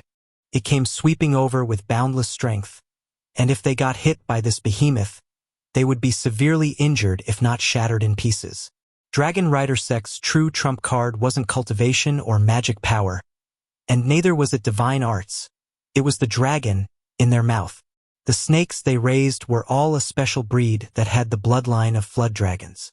Even if the people's cultivation wasn't high, the snakes they raised would definitely have a high enough ability to kill their opponents. This red snake of Long Jiaonan was one of the special breeds among the special breeds. It was the same as the Dragon King's flood dragon of the Divine Bridge realm. This snake had an extremely close kinship with it, and the bloodline of this flood dragon was very pure.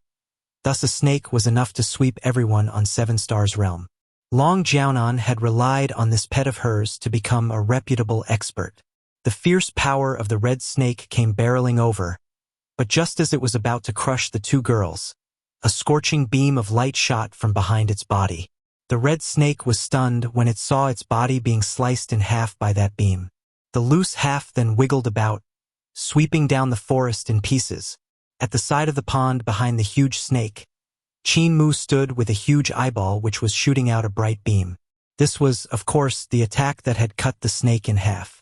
The red snake hissed in pain and spewed out a lump of dense poisonous fog while springing up to bite Qin Mu with the remainder of its body. This poisonous fog was highly toxic, and Qin Mu wasn't willing to get tainted by it. Moving away, he executed heavenly pilfering divine legs and avoided the attack of the red snake. His speed was extremely fast, and before the red snake could even react, he was already in the sky. Qin Mu looked down from above and saw that the city of the Solomon Seals had been completely destroyed. The Solomon Seals that had been living in the trees were also swept away. It was evident that after Long Jiaonan had discovered this place, she had ruthlessly killed and captured all the Solomon Seals and razed the place where they lived. Long Jiaonan must have learned about Qin Mu and the rest from the mouths of those Solomon Seals, since they really didn't have any spirit of loyalty and were swift to sell out others. Qin Mu's expression sunk. Even though these Solomon Seals didn't have the spirit of loyalty, they had still helped his group, and since they had helped, they were benefactors. Suddenly, The huge head of the red snake sprung into the air with its jaws wide open to an extreme degree. The mouth of the snake nearly formed an eye shape as it came biting toward him. Die! Qin Mu adjusted the jade eye, and a beam shot straight down the mouth of the snake with a hum. All the flesh that the light passed by was melted. The intense light shone onto the ground, and the ground instantly melted, creating a pit. Boiling lava started to vaporize into steam that flowed out, condensing into small beads of rocks that fell from the sky when they cooled down. It was as if there was a small-scaled rain of rocks. The jumping strength of the red snake was astonishing, so its huge body swallowed both Qin Mu and the jade eye. However, since its flesh was pierced all the way through, a passageway was opened up. The brain of the snake was also pierced as well. Qin Mu's body landed on the ground, and behind him, a red snake fell down like a tattered sack that was giving off a fragrance of cooked meat. Xiao Hong! Long Jiaonan's miserable shriek came from a distance. The three women had already fought all the way to the surface of the sea and were clashing furiously on the water's surface. In the sea, it was extremely easy to control water, so Long Jiaonan's vital qi had fused with the seawater, transforming into pythons to attack in all directions with astonishing power. However, it was a pity that Ling Yuxiu and Si Yunxiang's spirit weapons were too good and their powers were too strong. When facing Long Jiaonan's attacks head-on, Ling Yuxiu could separate her 9 dragons' weapons into 9 pieces, transforming into 9 dragon-shaped blades moving up and down, left and right, colliding with the spells and destroying them. They could also transform into a defensive state, 9 Dragon's Shield, to block Long Jiaonan's attack anytime. Meanwhile, Si Yunxiang's techniques were even stranger. They were as unpredictable as her 1,000 silks, vanishing in the water sometimes and appearing on top of Long Jiaonan's head from time to time, making her unable to guard against it. Even though 1,000 silks was fine, it was very lethal, and it posed the most danger to Long Jiaonan. When the red snake died, Long Jiaonan's frame of mind was messed up, and Si Yunxiang saw a flaw. The spirit weapon hummed and transformed into a thin sword blade, which pierced Long Jiaonan's heart. The tip of the sword came out the other side. Just as Si Yunxiang succeeded in landing a blow, Ling Yuxiu stretched her hand out, and the 9 dragons combined into a hammer, smashing onto Long Jiaonan's body. Cracking sounds rang out, and countless of bones were shattered, piercing the woman's skin. With bones sticking out of Long Jiaonan's body, she was a bloody sight that was extremely terrifying. Si Yunxiang pulled out 1,000 silks, and Long Jiaonan's body trembled as it fell into the seawater. Ling Yuxiu shouted out, "She still has our spirit weapons." Si Yunxiang immediately lifted up Long Jiaonan's corpse. Having almost let it fall into the sea, she couldn't help grumbling. I had already succeeded in landing the killing blow, yet she still had to hammer on the body. Look at how shattered her bones are now. I can't even carry her properly. The 2 girls dragged Long Jiaonan's corpse back onto the island and started rummaging through her body for treasures. They could only find the Taotai sack, which they opened. Inside, they saw all their spirit weapons and all kinds of other treasures. Si Yunxiang poured the items out, revealing countless corpses of the Solomon seals that piled up like a small mountain. Close to 10,000 corpses of the Solomon seals piled up together were merely 3 yards high. However, these Solomon seals all had the shape of humans, and 10,000 corpses piled up together was still an extremely astonishing sight. It had an indescribable sorrowful feeling to it. Cult Master, I finally understand. This is not the strong preying on the weak. From the corner of her eye, Si Yunxiang saw Qin Mu slowly walking over. There was a hard-to-detect hint of sorrow in the eyes of the devil cult saintess when she said in a low voice, "This is definitely not the strong preying on the weak, but instead toying with the lives of others to realize selfish desires." When she was killing these Solomon seals, she must have felt like she was a god. Qin Mu walked to her side and said, "Being apart from nature, she couldn't understand that.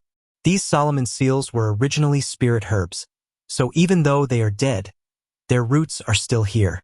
They might just come back to life again if we plant them beside that spirit spring. Let us do this." The 2 girls nodded. Planting down 10,000 Solomon seals was quite tiring, but luckily they were divine arts practitioners. Until nightfall, they finished planting all of them. Si Yunxiang went to gather some firewood, while Ling Yuxiu went to fetch some spring water to water the Solomon seals. Qin Mu tidied up the Taotai sack and placed the 2 jade eyes inside before placing over 3,000 jade-quality luminous pearls on the beach. Each of these luminous pearls gave off a charming glow. Si Yunxiang picked up some firewood and came to the beach to lit the bonfire. She then took out her outer clothing and jumped into the sea in her undergarments. Her undergarments were like a skirt with straps on the shoulder and were made of pure white silk with no embroidery. On her lower body were white underpants that were only 3 inches long. They also had fine straps that were tied to her snow-white thighs. After a moment, Si Yunxiang carried a huge fish out from the sea and threw it beside Qin Mu. She then circulated her vital qi to dry up her undergarments before putting back on her clothes. Only then did she notice that Qin Mu had dragged Long Jiaonan's corpse over some time ago and placed it beside the bonfire. He had also dragged over the 2 parts of the red snake's corpse, which made her bewildered. "Cult Master, what are you doing?" "Guarding the corpse, waiting for her to wake up." Si Yunxiang burst into laughter. "If you wait for 2 more days, the corpse will start to stink. I've pierced her heart and Princess Xiu shattered her bones. So how could she still be alive?"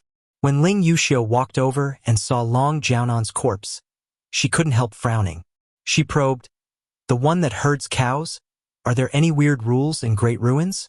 Qin Mu kicked the corpse of Long Jiaonan and sneered, "Sister Long, stop acting. I've seen you shed your skin before." The 2 girls smiled. "It's better to bury her soon." Qin Mu sneered, "Before I bury her, I have to chop off her head first. This knife of mine is thirsting for blood."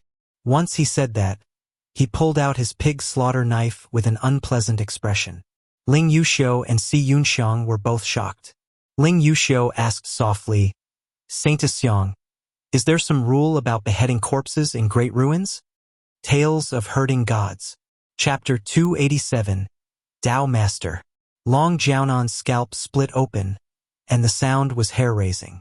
With difficulty, a woman began crawling out from the split human skin. Ling Yuxiu and Si Yunxiang screamed, then noticed that they were both hugging each other. The next second, they let go. Qin Mu took out his Qin jade pendant and put it on him. The jade pendant and Emperor's disc were tied together and had been thrown in together into Taotai sack by Long Jiaonan. One of these items was related to Qin Mu's parentage, while the other was a treasure cripple had given him to ward off evil. The sight of Long Jiaonan crawling out from her skin was simply too terrifying, and it just so happened that Emperor's disc could be used to ward off evil. After a moment, a naked woman managed to pull her upper body out of Long Jiaonan's skin, and some shattered bones jutting out from the skin were also squeezed out. This woman was naked and had disheveled hair. She had difficulty crawling and coughed up blood as she did so. Ling Yuxiu then came to her senses from the shock and immediately urged Qin Mu, "Turn around. Don't look. It's not like I've never seen this before." Qin Mu muttered, but he still turned around. Not long later, Long Jiaonan finally managed to crawl out from her skin.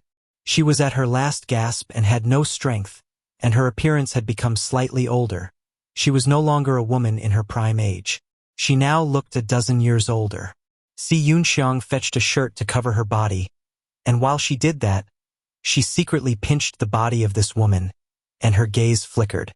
She told Ling Yuxiu in a low voice, "There are still some shattered bones in her body. She didn't spit all of them out." Long Jiaonan sat up with difficulty and wiped away the blood at the corner of her mouth.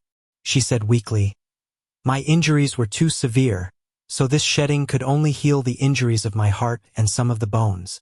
If I wanted to recover completely, I would have to shed a few more times. Every time I shed my skin, I become a dozen years older, losing much of my lifespan. You guys can be at ease. I am of no threat to you anymore." Ling Yuxiu looked at the 2 halves of the red snake's body and suddenly gave a shudder. Could this huge snake also? Long Jiaonan's expression turned sorrowful, and she shook her head. Xiaohong has already been severed into 2 halves, and its head was destroyed. There's no way it can recover. That's good. Si Yunxiang and Ling Yuxiu sighed in relief. Qin Mu turned around and revealed a smile. Sister Long, may I ask where your esteemed father is? Where is he hiding? Who is with him? Why does he want to meet me? Long Jiaonan didn't speak a word. Qin Mu kept smiling as he stretched out his index finger. A strand of vital qi flew out and sliced a piece of the snake, then moved it to roast it over the bonfire. Fats started dripping off the snake meat, and it gave off smoke as it sizzled. Long Jiaonan's gaze landed on that piece of snake meat and her pupils contracted. There are 361 halls in my heavenly saint cult, and one of them is called Justice Hall. They rigorously carry out cruel laws and have thousands of ways to make one confess. Qin Mu's face was sometimes bright and sometimes dark under the illumination of the bonfire. Eternal Peace Empire also has a Ministry of Justice, and you should have heard of their ways. The government minister of Ministry of Justice is the Emperor's man, but the assistant minister is the Justice Hall master of my heavenly saint cult. If I wanted your answers, I would just have to trouble him. Will you take the initiative to speak, or shall I force it out of you? Long Jiaonan sneered. Eternal Peace Empire and Heavenly Devil Cult have such deep ties with one another. It's truly founding an empire by the means of the devil. Cult Master Qin, even though there was a threat in inviting you this time, I was still courteous, wasn't I? I didn't cause trouble for you guys. Otherwise, chopping off Cult Master's legs, the princess's hands, and blinding the saintess wouldn't have been too difficult for me. I would like for you to treat me the way you've been treated. Now that I'm in your hands, I hope to receive deferential treatment as well. Qin Mu shook his head and said, I can give you deferential treatment and not give you trouble on the way as well. However, since you have rebelled and caused chaos, it's only natural for me to hand you over to Ministry of Justice for questioning. You had an official position in the past, so it's also a possibility for me to hand you to Supreme Court. However, there are people of my heavenly saint cult in Supreme Court too. Long Jiaonan's expression wavered, but she still didn't speak a word.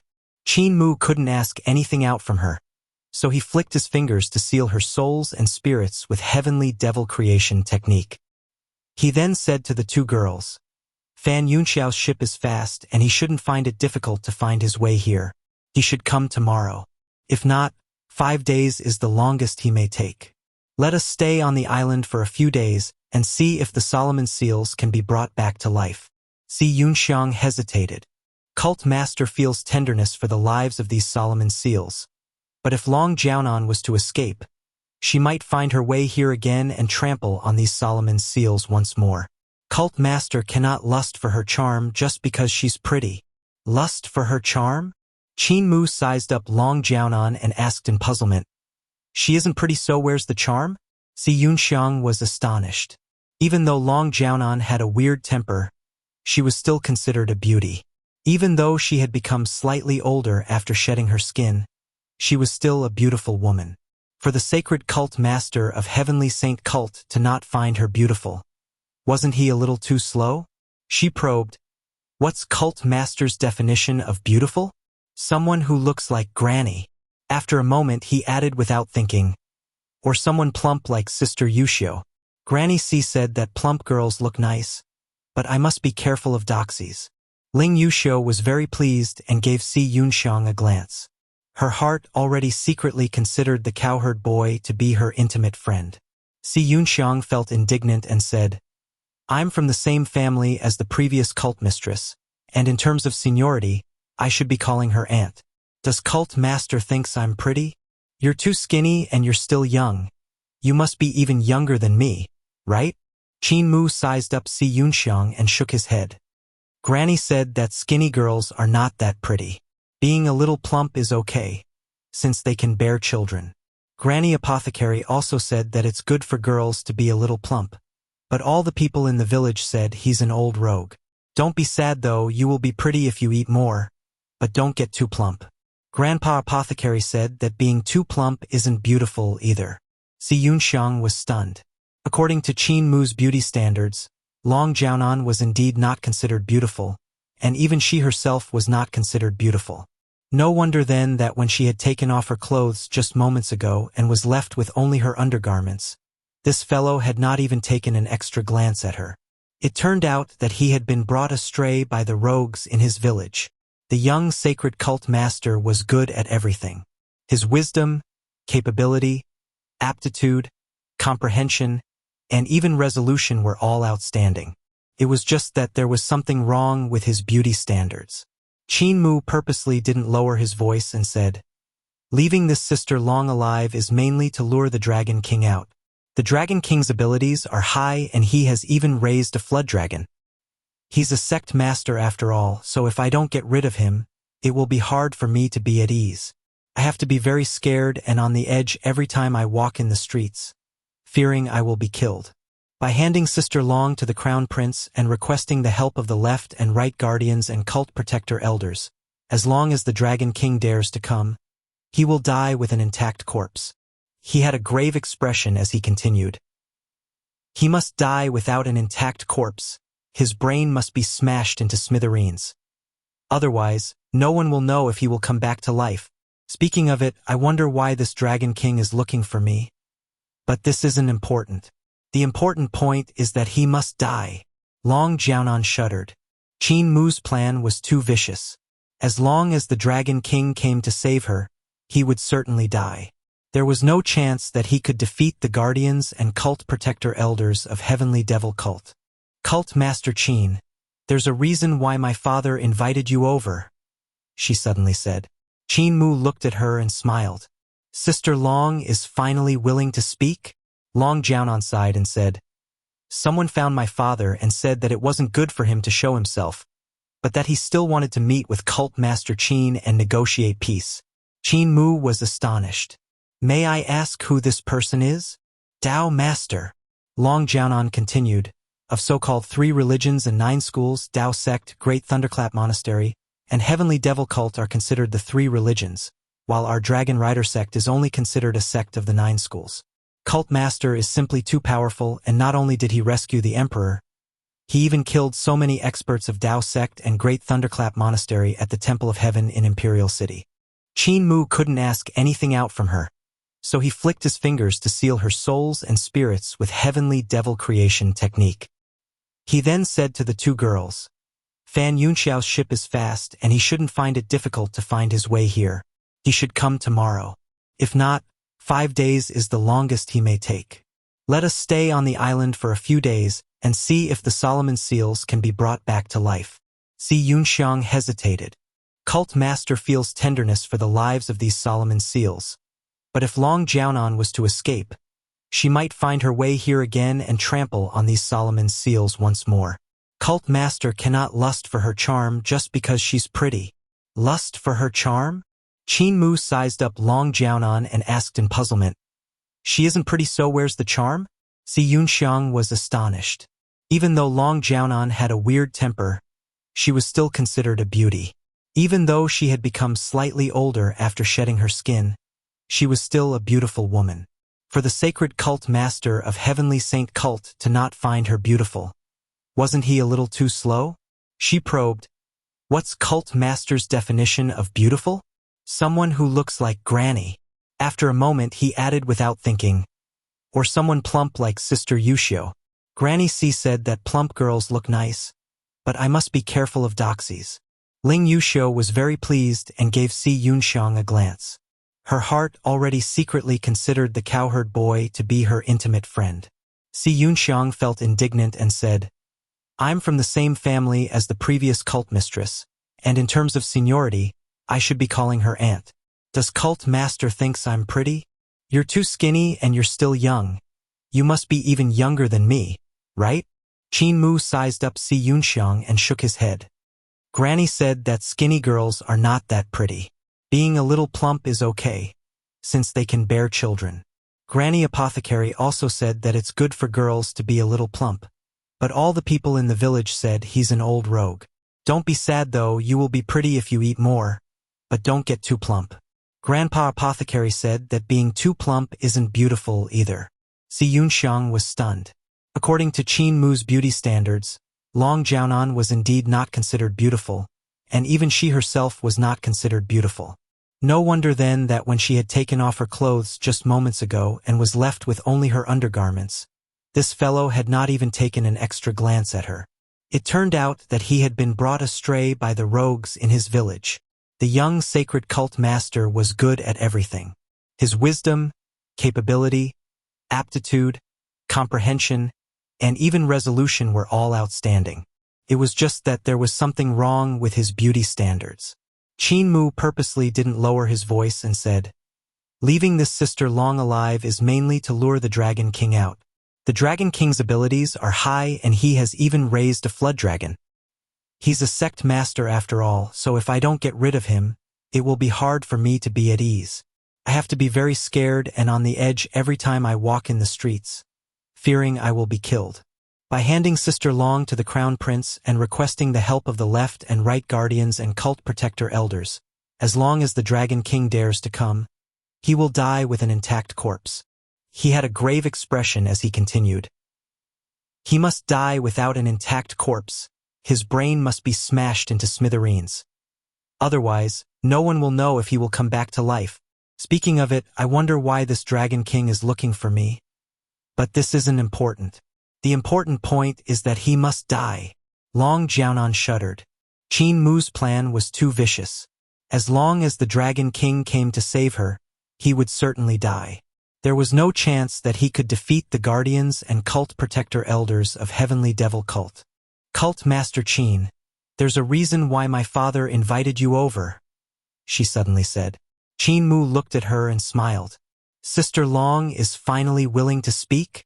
Long Jianan sighed and said, "Someone found my father and said that it wasn't good for him to show himself, but that he still wanted to meet with Cult Master Qin and negotiate peace." Qin Mu was astonished. "May I ask who this person is?"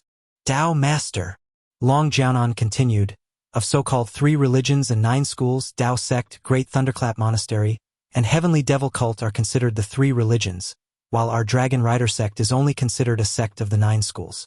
Cult Master is simply too powerful, and not only did he rescue the Emperor, he even killed so many experts of Tao Sect and Great Thunderclap Monastery at the Temple of Heaven in Imperial City. Tao Master is flustered now and fears that Emperor Yanfeng and Eternal Peace Imperial Preceptor will ally with Heavenly Devil Cult to deal with Tao Sect.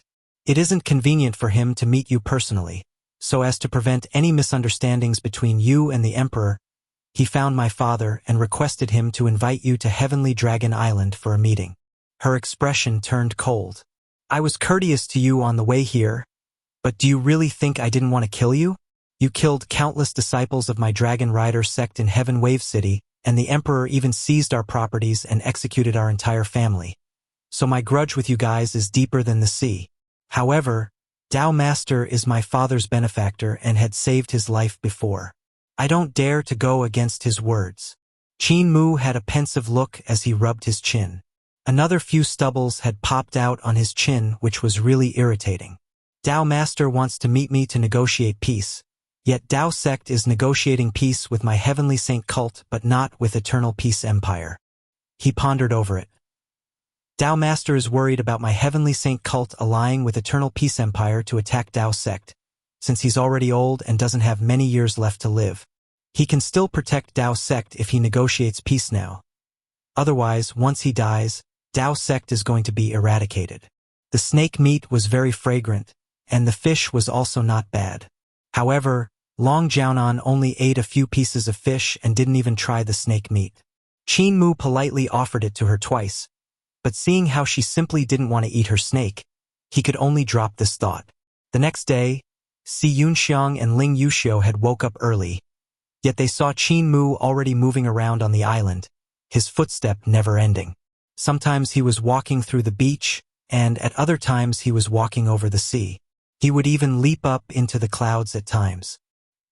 His aptitude and comprehension are higher than that of others, yet he's still so hard-working.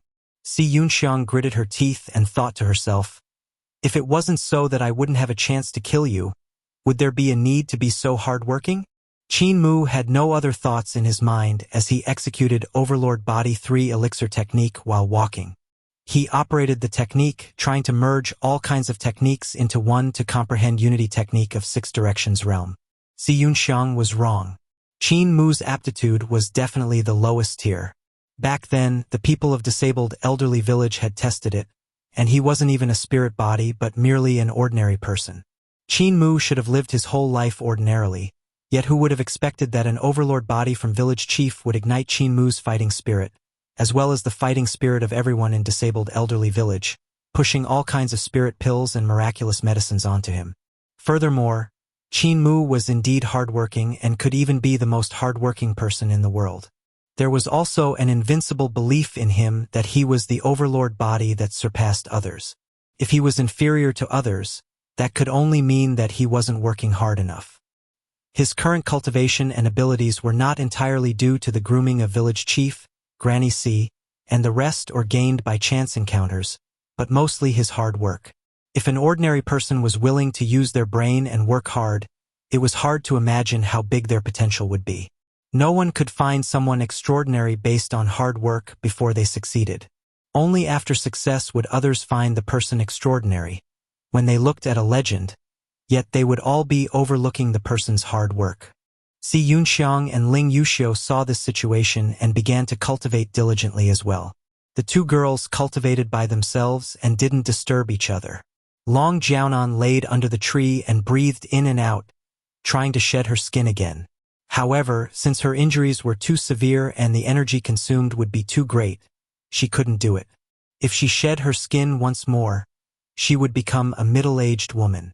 After shedding a few more times, she would become an old woman. When it was late in the morning, Qin Mu returned to the spring, planning to fetch some spring water for the Solomon seals at the side of the spring. Yet he stopped in his footsteps when he saw an old Taoist in a washed Taoist robe that was slightly gray beside the spring. The man was currently using a leaf to fetch water while walking carefully among the Solomon seals, watering them. Beside him was also a youth that was helping to water as well. The old Taoist saw a leaf sprouting from a Solomon seal's head, and his wrinkled face beamed. He squatted down and gently touched the leaf. These Solomon seals can still be brought back to life after dying. What a wonderful life. Isn't that so, Cult Master Qin? Each and every action from the old Taoist seemed to go according to the course of nature. It was as if this sea, this island, this spring, this sky, and these Solomon seals were one and had no distinction between what is one's own and what is that of another. What senior brother says is extremely right. Qin Mu walked forward and said, "It's just that I don't know if these Solomon seals will still be the Solomon seal from before when they are brought back to life. Heavenly Saint Cult Master pays his respects to Tao Master." The old Taoist immediately returned the greeting. "It's still the first time we have met. This old Tao pays his respects. Lin Xian, quickly pay your respects to the human emperor of the current generation." Beside him, Daozi Lin Xian was bewildered, but he didn't ask any question and did a disciple right to Qin Mu while saying, "Daozi pays his respect to human emperor." Tales of Herding Gods. Chapter 288. 14 Writings of Tao Sect. Qin Mu's heart trembled slightly when he guessed how Tao Master was so sure that he was the human emperor of the current generation. He had only learned 2 moves from village chief's sword picture, and he didn't use them much. Other than executing it in front of Emperor Yanfeng and Imperial Preceptor, he had only used them in front of Pan Gongzhou and Daozi Lin Xian.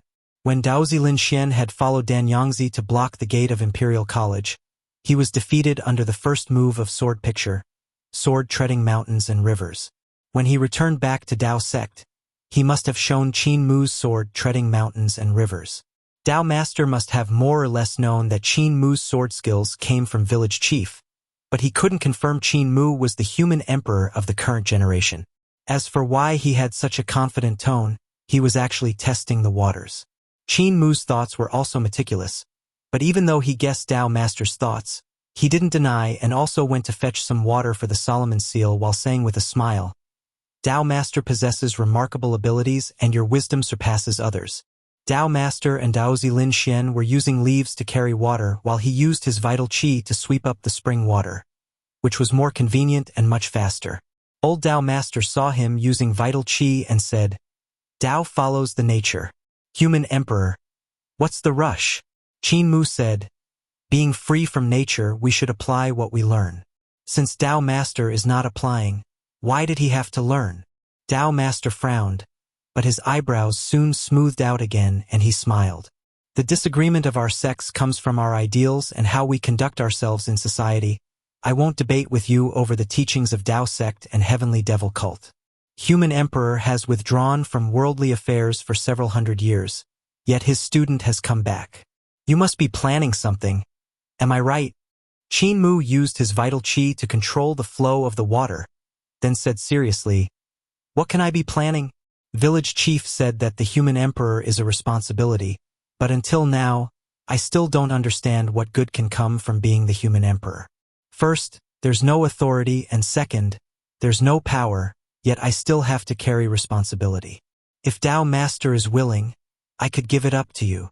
Tao Master was watering the Solomon's seals with the leaf when his expression changed slightly. He hurriedly shook his head. I can't shoulder this responsibility. One of them used a leaf while the other a spell to water the Solomon's seals. Daozi Ling Xian took it all in and shook his head secretly. This old and young both had their own stubborn viewpoints and were very obstinate. After a time it takes for an incense stick to burn, Qin Mu finished watering all the Solomon's seals. Old Tao Master also planted the leaf he used to carry water back into the soil and stretched his back with a sigh. I'm old and my bones aren't like they used to be. Since Human Emperor is the cult master of Heavenly Devil cult, Tao sect won't be able to go against Human Emperor anymore. This old Tao came to find Human Emperor to identify his successor to Human Emperor. Lin Xian had also paid his respects to you just now, and after I die, he will become Tao Master. Qin Mu greeted Lin Xian, and Lin Xian immediately returned his greeting. I'm not Tao Master. I dare not accept. Old Tao Master smiled. After you become Tao Master, you will still be half a seniority lower, so you will have salute half a hand lower. Lin Xian was shocked. Old Tao Master said in a neither too fast nor too slow voice, us who cultivate qi have received grace from the Human Emperor of the first generation, so everyone respects him. Each and every clan and sect had taken out their best treasure at that time to create Human Emperor's seal, so you must follow the etiquette and can't be negligent. Could old Tao take a look at the seal? Qin Mu took out the black lump which was Human Emperor's seal and tossed it to him. Old Tao Master caught it in a panic. His face was twitching slightly. How could you toss it? How could you toss it? Before this old Tao came to meet Human Emperor, I had washed myself and changed my clothes, and even my hands were washed several times. I was reverent and respectful, not daring to be negligent, so how could you just toss Human Emperor's seal like this? Qin Mu was bewildered and said, Village chief had tossed it to me like this. I didn't want it, so I tossed it back at him, yet he stuffed it back to me. I couldn't defeat him, so I could only accept it. Old Tao Master had a bitter face as he held Human Emperor's seal in both of his hands. He examined it over and over again and verified that it was indeed the seal. Human Emperor, please take it back. Once he said that, he took a step forward and offered Human Emperor's seal respectfully in both of his hands. Only when Qin Mu took back Human Emperor's seal did the old Taoist take a step back and placed his hands down. He said to Daozi Lin Xian, remember, Human Emperor's seal can only be received like this. You can't mess up the etiquette. Daozi Lin Xian acknowledged this while watching Qin Mu toss Human Emperor's seal into his Taotai sack. However, Lin Xian didn't dare to say anything. He is the Human Emperor. He can be disrespectful, but we can't be disrespectful. Old Tao Master put a lot of effort into saying, that seal was created from the best treasures of our ancestors from various sects and various clans. It was offered to the Human Emperor, and the person who controls this seal will become the emperor of all the human races. Therefore, our Tao sect has to be respectful. This seal is what we offered to the Human Emperor, so the Human Emperor can be disrespectful to this seal. Do you understand? Daozi Lin Xian nodded. Disciple understood. Qin Mu couldn't help feeling slightly moved. Old Tao Master was left with little of his lifespan, his life coming to an end in the next few years, yet he still dedicated his full attention to teaching his disciple. This kind of traditional master and disciple relationship had it much easier to produce outstanding talents. Old Tao Master was already old, so he had to be hoping to groom Daozi in these final years, allowing him to succeed him. What else did Tao Master come here to say, besides inquiring about human emperor's seal? Qin Mu asked with a smile.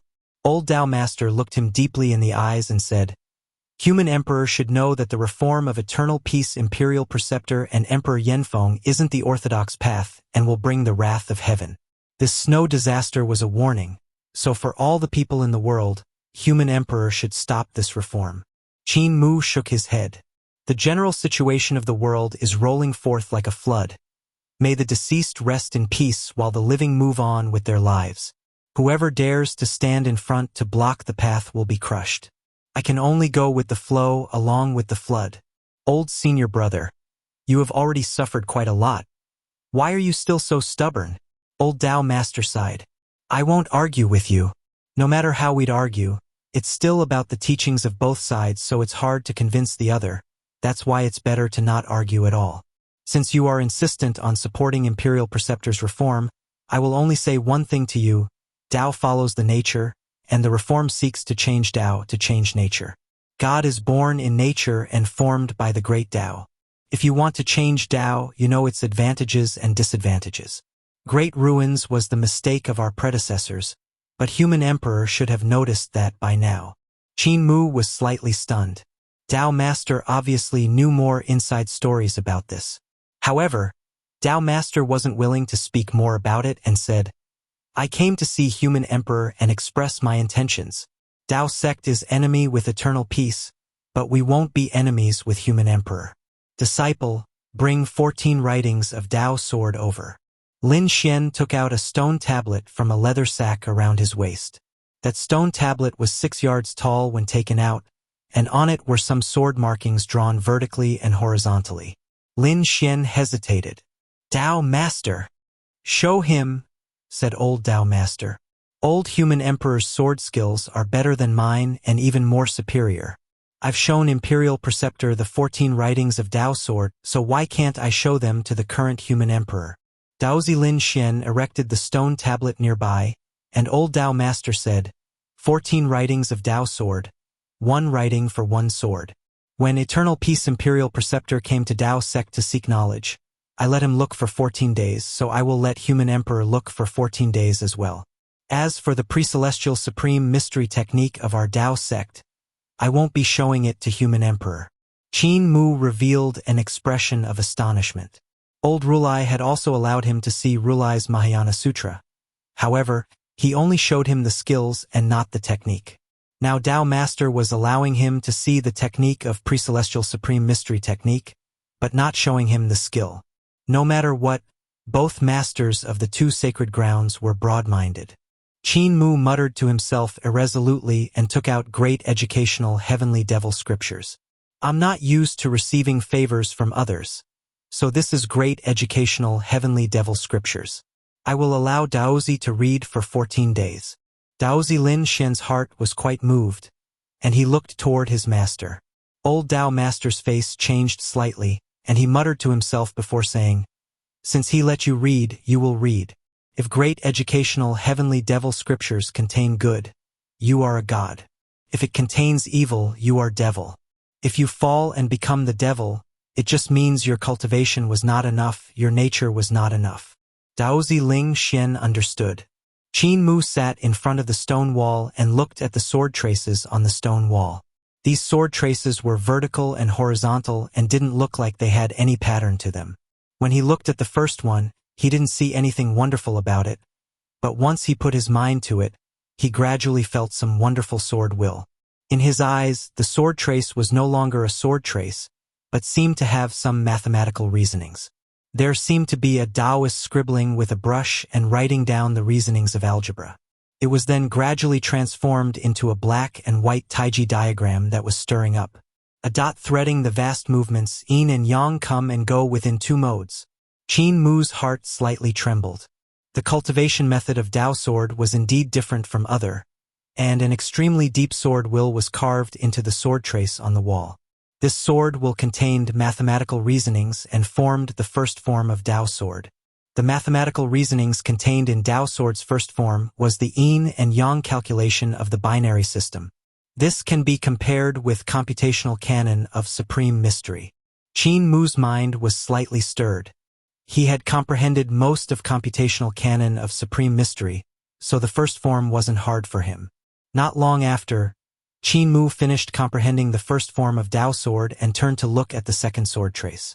The second form of Dao sword, binding of 5 qi and 3 eons, rising on the spot, cloud chariots crossing.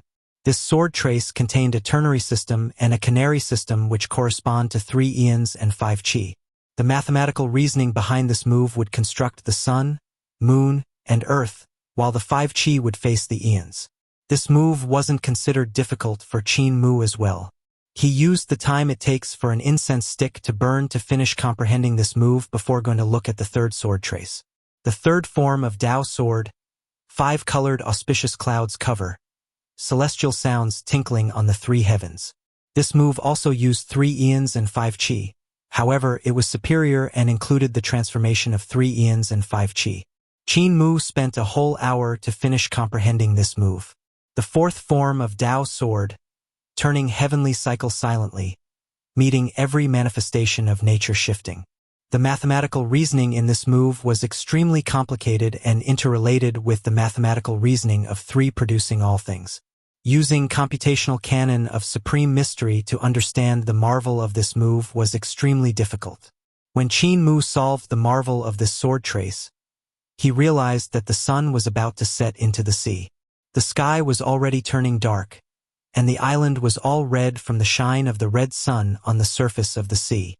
I won't be able to solve the 5th writing. Qin Mu's expression turned grave. Dao sword was harder and harder to learn as he progressed, and the mathematical reasonings became more and more profound. It was impossible to completely learn everything in 14 days. He might not even be able to learn the 5th writing. He could only choose to comprehend the sword wills and learn the sword skills. As for the other writings, he had no time to learn them and could only see how much he could comprehend. Qin Mu thought this, then immediately looked toward the 5th sword trace. The 5th form of Dao sword, Jade Cave taking back myriad of transformations, romance on Kunlun Mountains. He put his heart to comprehend, but the mathematical reasonings in the sword will were already too hard for him to understand. Even though computational canon of supreme mystery was mostly comprehended by him, there were still some mathematical reasoning not included in there. He reckoned they should be in computational canon of mysterious lady. Dao Master was sitting to the side, calm and composed. He seemed to not know what was hunger. Qin Mu was hungry and went down the stone wall to find Ling Yuxiu and Si Yunxiang. The 2 girls were already done preparing dinner. They asked him about the stranger, and when they heard that it was Dao Master, the 2 girls were both astonished and didn't dare to be impudent. When the 3rd day came, Fan Yunxiao flew his ship over and suddenly cried out loud. He kowtowed several times to Dao Master. Old Dao Master opened his eyes and took a look at him with a calm expression. You joined Heavenly Devil Cult? I was indeed right about you, your heart is indeed not righteous. Go, I won't kill you. Fan Yunxiao bawled, then wiped his tears while driving the ship away. Tales of Hurting Gods. Chapter 289. Lies in One's Heart. 5 days after Fan Yunxiao left, numerous people in strange outfits started to appear on the small island. They were male, female, young, and old. One person had come over first and planted a flag on the island. Then, numerous lights flashed and more flags appeared. Once the flags were put away, several hundred people appeared and sat down around this island. The positions of everyone sitting were different, and they were all scattered about like stars in the sky, not moving at all. However, every 4 hours, these people would stand up and change their positions. This regular pattern never changed. Under the shade of the tree, Long Jiaonan shuddered and walked to the center of the island. Si Yunxiang was very happy on the other hand, making meals for everyone in case they were hungry. Ling Yuxiu had a grave expression as she examined her surroundings. She could see that this was a huge formation which trapped all of them on the island, not giving them the chance to leave. If one was to barge out of this formation, the formation would activate and transform into a killing formation, turning this island into a scene of carnage. When this huge formation was activated, it would definitely be incomparably terrifying. Furthermore, Ling Yuxiu even saw some of the weird people wearing clothes of the imperial court. Some were high officials of the current imperial court, some were peddlers in the market, some executioners in charge of beheadings, and even directorates of imperial college. They were all fantastic oddities of every description. The most intriguing thing was that these people were changing their positions every 4 hours to change the formation. This should be to prevent Tao Master from solving the changes of the formation. Heavenly Devil Cult is no doubt the #1 sect of the Devil Path. Your timings are very precise.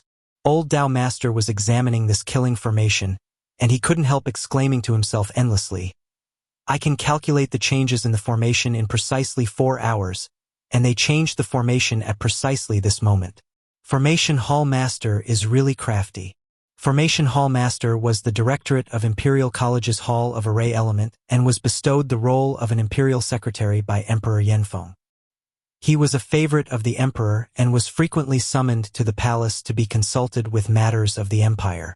Even though the Emperor didn't give him any actual power due to the fact he was from Heavenly Devil Cult, most of the formations in the army were designed by him. It seemed like Formation Hall Master had knowledge about Old Tao Master, so as long as Qin Mu was in trouble, he would definitely not allow him to leave alive. If he was to leave, he had to be dead. The 14th day came in no time, and Qin Mu shut his eyes. After a moment, he opened them and came from the stone tablet.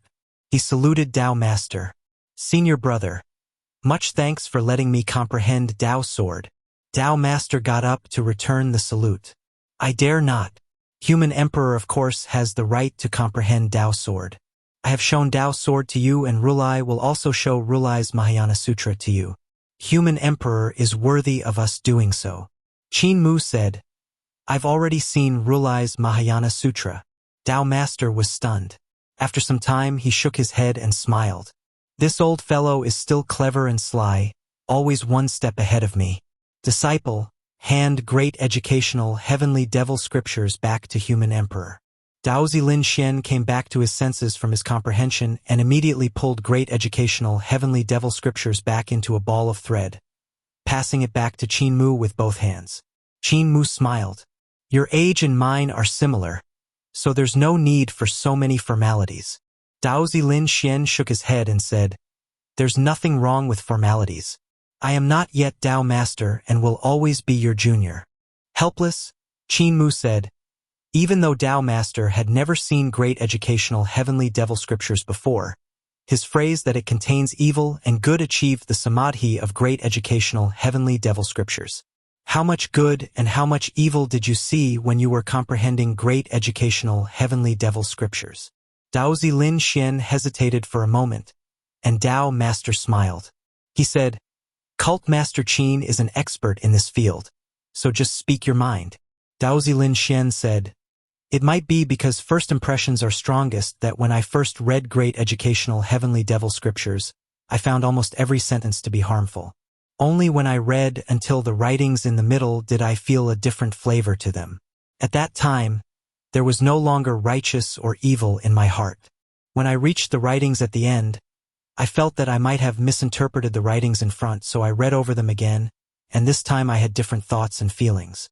Qin Mu smiled and asked, How many % of them are evil? There's still 20%. Daozi Lin Xian replied honestly.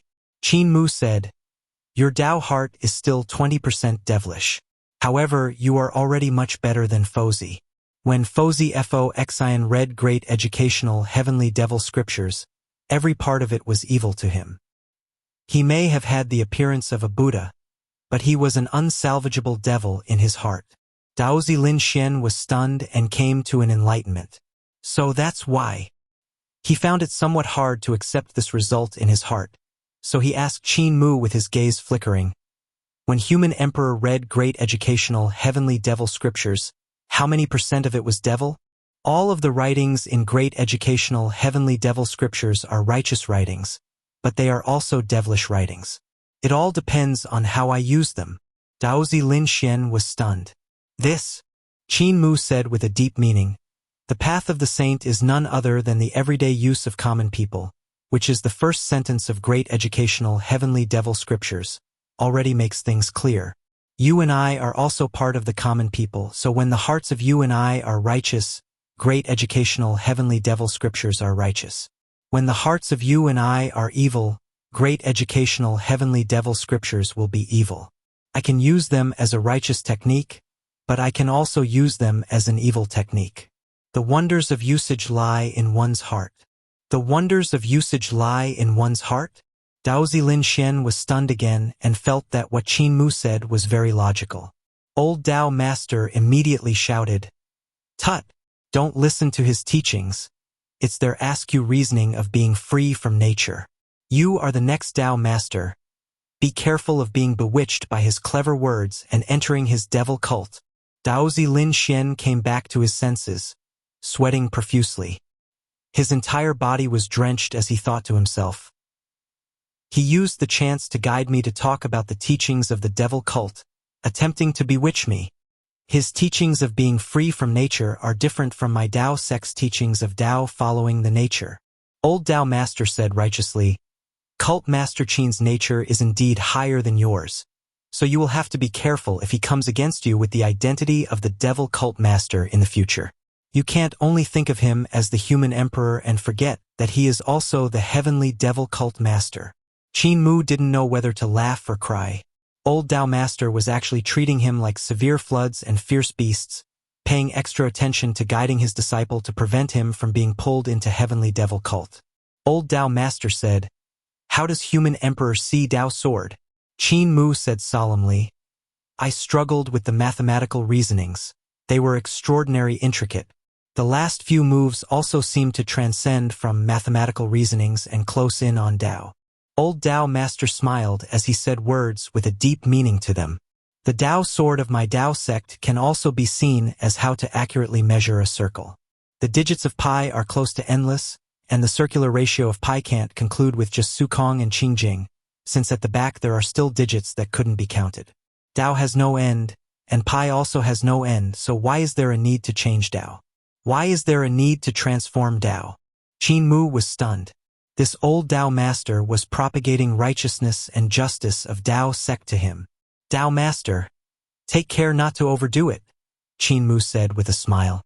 Old Dao Master laughed and had Daozi Lin Xian take back the stone wall.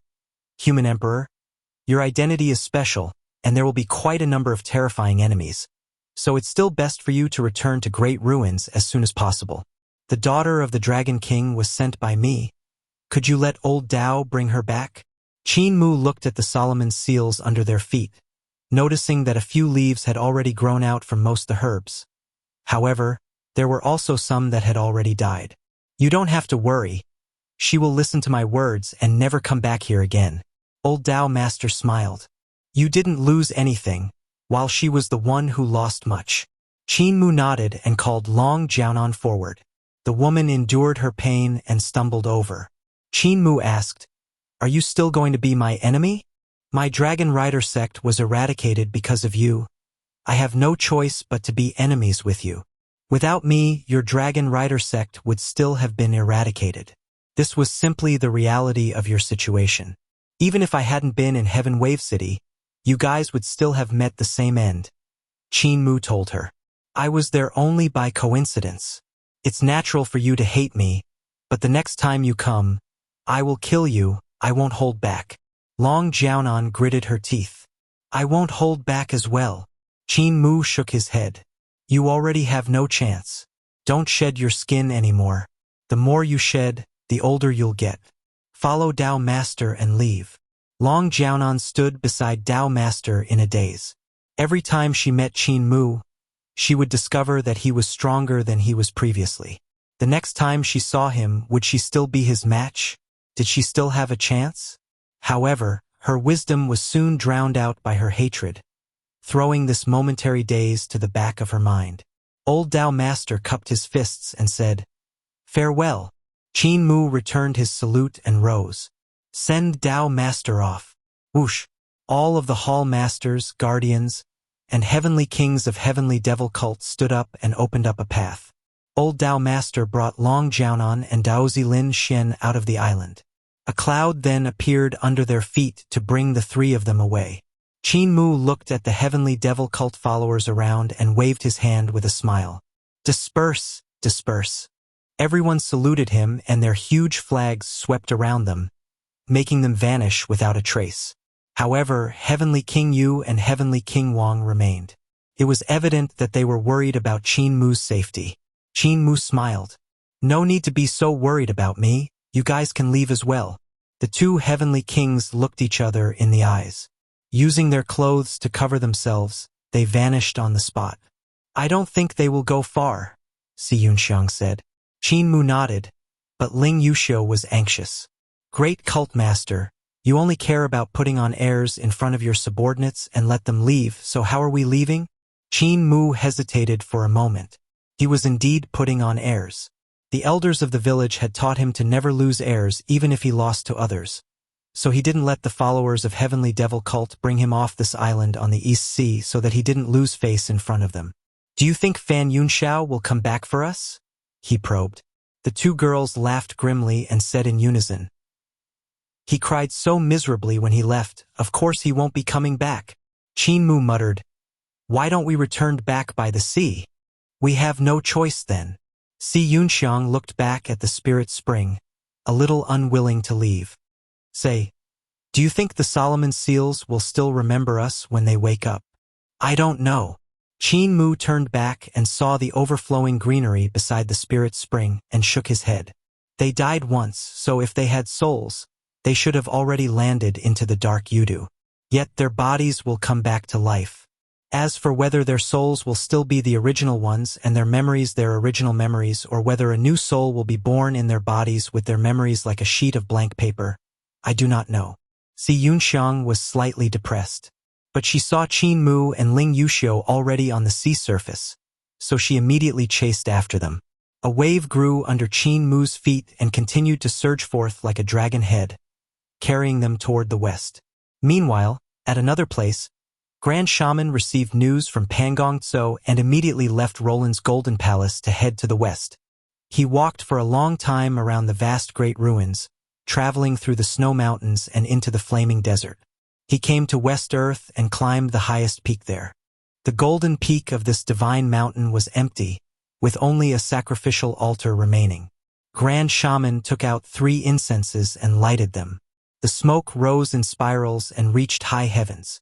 Where the smoke vanished, a green-colored face appeared in the sky, almost blending with the blue sky. The new human emperor has appeared, Grand Shaman said while burning incense to pay his respect. Tales of Hurting Gods. Chapter 290 High Heavens. The green face in the sky was very huge and seemed to be formed by smoke which was light and faint. However, as it started coming lower, it gradually became clearer. Fine beads of sweat emanated from Grand Shaman's forehead, and his head fell down, the man too afraid to lift it up. High heavens! A faintly discernible voice came from the sky. Got it. Grand Shaman stood motionless. The golden peak of the divine mountain was very cold, yet his sweat kept dripping down, drop after drop. After a long time, he secretly raised an eye to look up at the sky and saw that it was clear blue. The face had vanished some time ago. Grand Shaman let out a sigh of relief and quickly left to get away from here as far as possible. A long time later, tiny flames appeared on the golden peak and shook like ripples. When they stopped shaking, 2 golden-eyed Suanis galloped out from the flames while pulling a treasured carriage. An imperial canopy was erected in its center, and under it were items like jade and pearls that formed a hanging screen. On top of the imperial canopy were 3 golden peaks that were circular lumps, each smaller than the one above it. There were 4 golden pillars supporting the imperial canopy which were as thick as an arm and were 7 feet tall.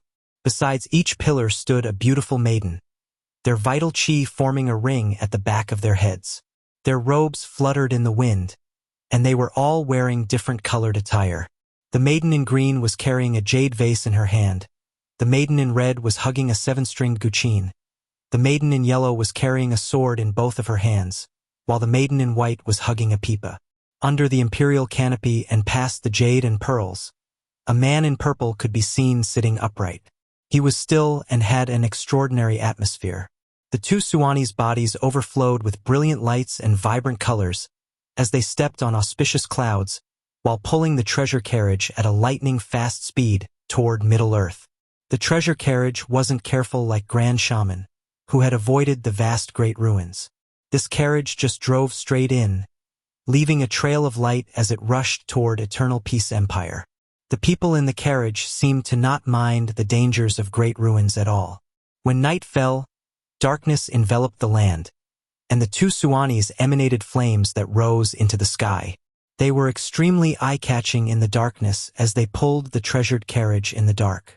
Devil Chi poured and suddenly transformed into a pitch-black palm that darted toward the treasured carriage and the glow given off by the Suanis. Every place it passed by, light was swallowed and only darkness was left. When the pitch-black palm came in front of the treasured carriage, no light could be seen, and the pearl curtain swayed as the maiden in red played her guqin, giving off two sounds of ding and dong. Once guqin's sound echoed in the air, the pitch-black palm paused slightly and moved back. "High heavens!" a raspy voice asked from the darkness. That maiden in red nodded and said, "High heavens, star sovereign Xiao." The monster in the darkness retreated and vanished without a trace. From then on, no more monsters went to disturb the treasured carriage. Even though great ruins in the darkness seemed incomparably dangerous, it was still pretty bustling at night. All kinds of terrifying things were active, and all kinds of bizarre incidents were happening one after another. The treasured carriage drove toward the east in a neither too fast nor too slow pace. The star sovereign Qiao under the imperial canopy looked at the current great ruins and shook his head. The remaining evils have not yet been purged, and poison still remains. The treasured carriage flew in the sky, leaving a streak across the darkness. Looking up from below, it seemed like there was a star that moving neither too fast nor too slow across the horizon. The night of great ruins was shrouded by the darkness, and there were no stars nor moon in the sky, so most of the villagers and strange beasts hiding in the ruins couldn't help raising their heads to look up at the sight that they had never seen before. Suddenly, the star started to descend urgently, crashing into great ruins from the sky. This made all the people and strange beasts that were watching sigh in pity. Boom! The treasured carriage descended diagonally toward the source of surging river. The two mountains in the darkness were like a gate, and the treasured carriage came down in the middle between them. The two Suanis struggled to control the descent, but no matter what, they couldn't do it. In the end, they couldn't help yelping. The four maidens on the carriage were also flustered. They realized that they had become skeletons some time ago. The four maidens looked ahead of them and saw the two Suanis that were pulling the carriage had also become two galloping skeletons.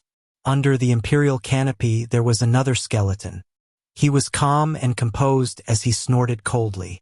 "To pull my carriage down, could it be that Fengdu's evil intentions are still not dead yet?" In the darkness and fog in front of them, there seemed to be huge shadows standing around. There were even red lights lighting up in the fog, and what looked like lanterns followed the treasured carriage as it moved. Those weren't lanterns though, but eyes.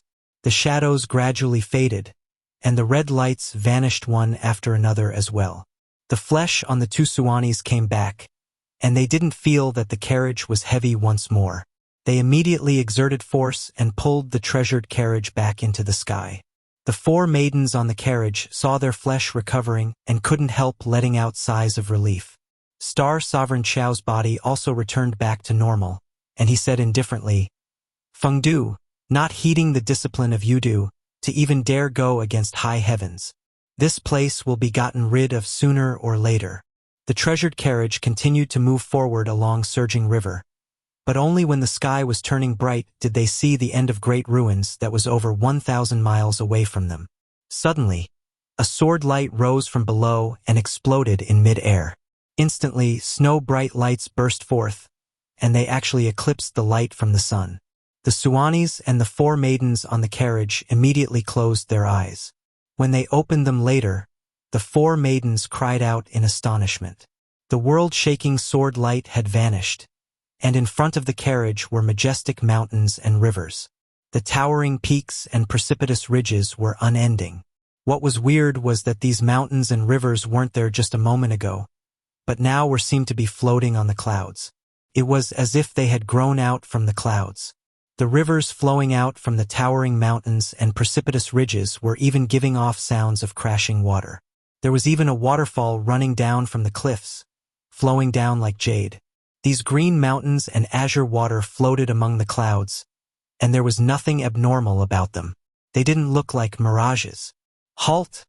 Star Sovereign Xiao said slowly. The two Suanis halted, and Star Sovereign Xiao stood up to look at the end of the mountains and rivers. Yet they stretched into the distance as if growing by themselves. The mountains in the clouds were majestic and vast, appearing continuously from below the clouds. Meanwhile, at the borders of the mountains and rivers were flashing sword lights that were hard to catch, but which couldn't deceive his eyes. This was as if someone was using a sword as a brush to draw out vast mountains and rivers. Old Handicapped is actually still alive. Star Sovereign Xiao revealed and smiled and said softly, "Go down. I have an old friend living here." The two Suanis immediately pulled the treasured carriage to descend. When they reached the bottom of the clouds, the mountains and rivers also descended with them. The mountain and rivers lowered along with their pace, blocking the path in front of them all the time. Finally, the treasured carriage landed on the ground, and the mountains and rivers in the sky also became smaller and smaller, continuing to retract. When the mountains and rivers disappeared, a small village beside the river appeared in front of them. Star Sovereign Xiao looked through the pearl curtain and saw a recliner at the entrance of this village. On the recliner lay an old man without 4 limbs. The recliner creaked as it swayed back and forth while the messy old man without limbs enjoyed the spring sun leisurely. "You are handicapped." Star Sovereign Xiao didn't get off the carriage. He simply spoke from behind the pearl curtains. "You don't have arms and you don't have legs yet you still want to block my way? Aren't you overestimating yourself a little?" Village Chief beamed at him as he continued swaying on the recliner. It seemed to be very comfortable for him to lie there as he said leisurely, "In that case, why don't you try?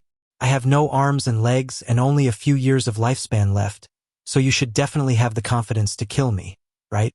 Star Sovereign Xiao snorted coldly.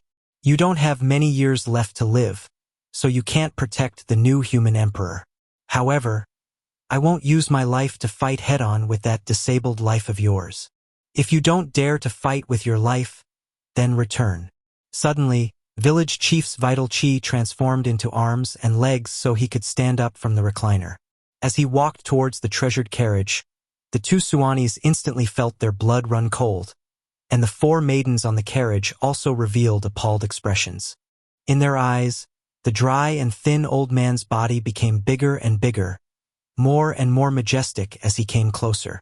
With a few steps, his body seemed to cover the heaven and earth, blocking their line of sight.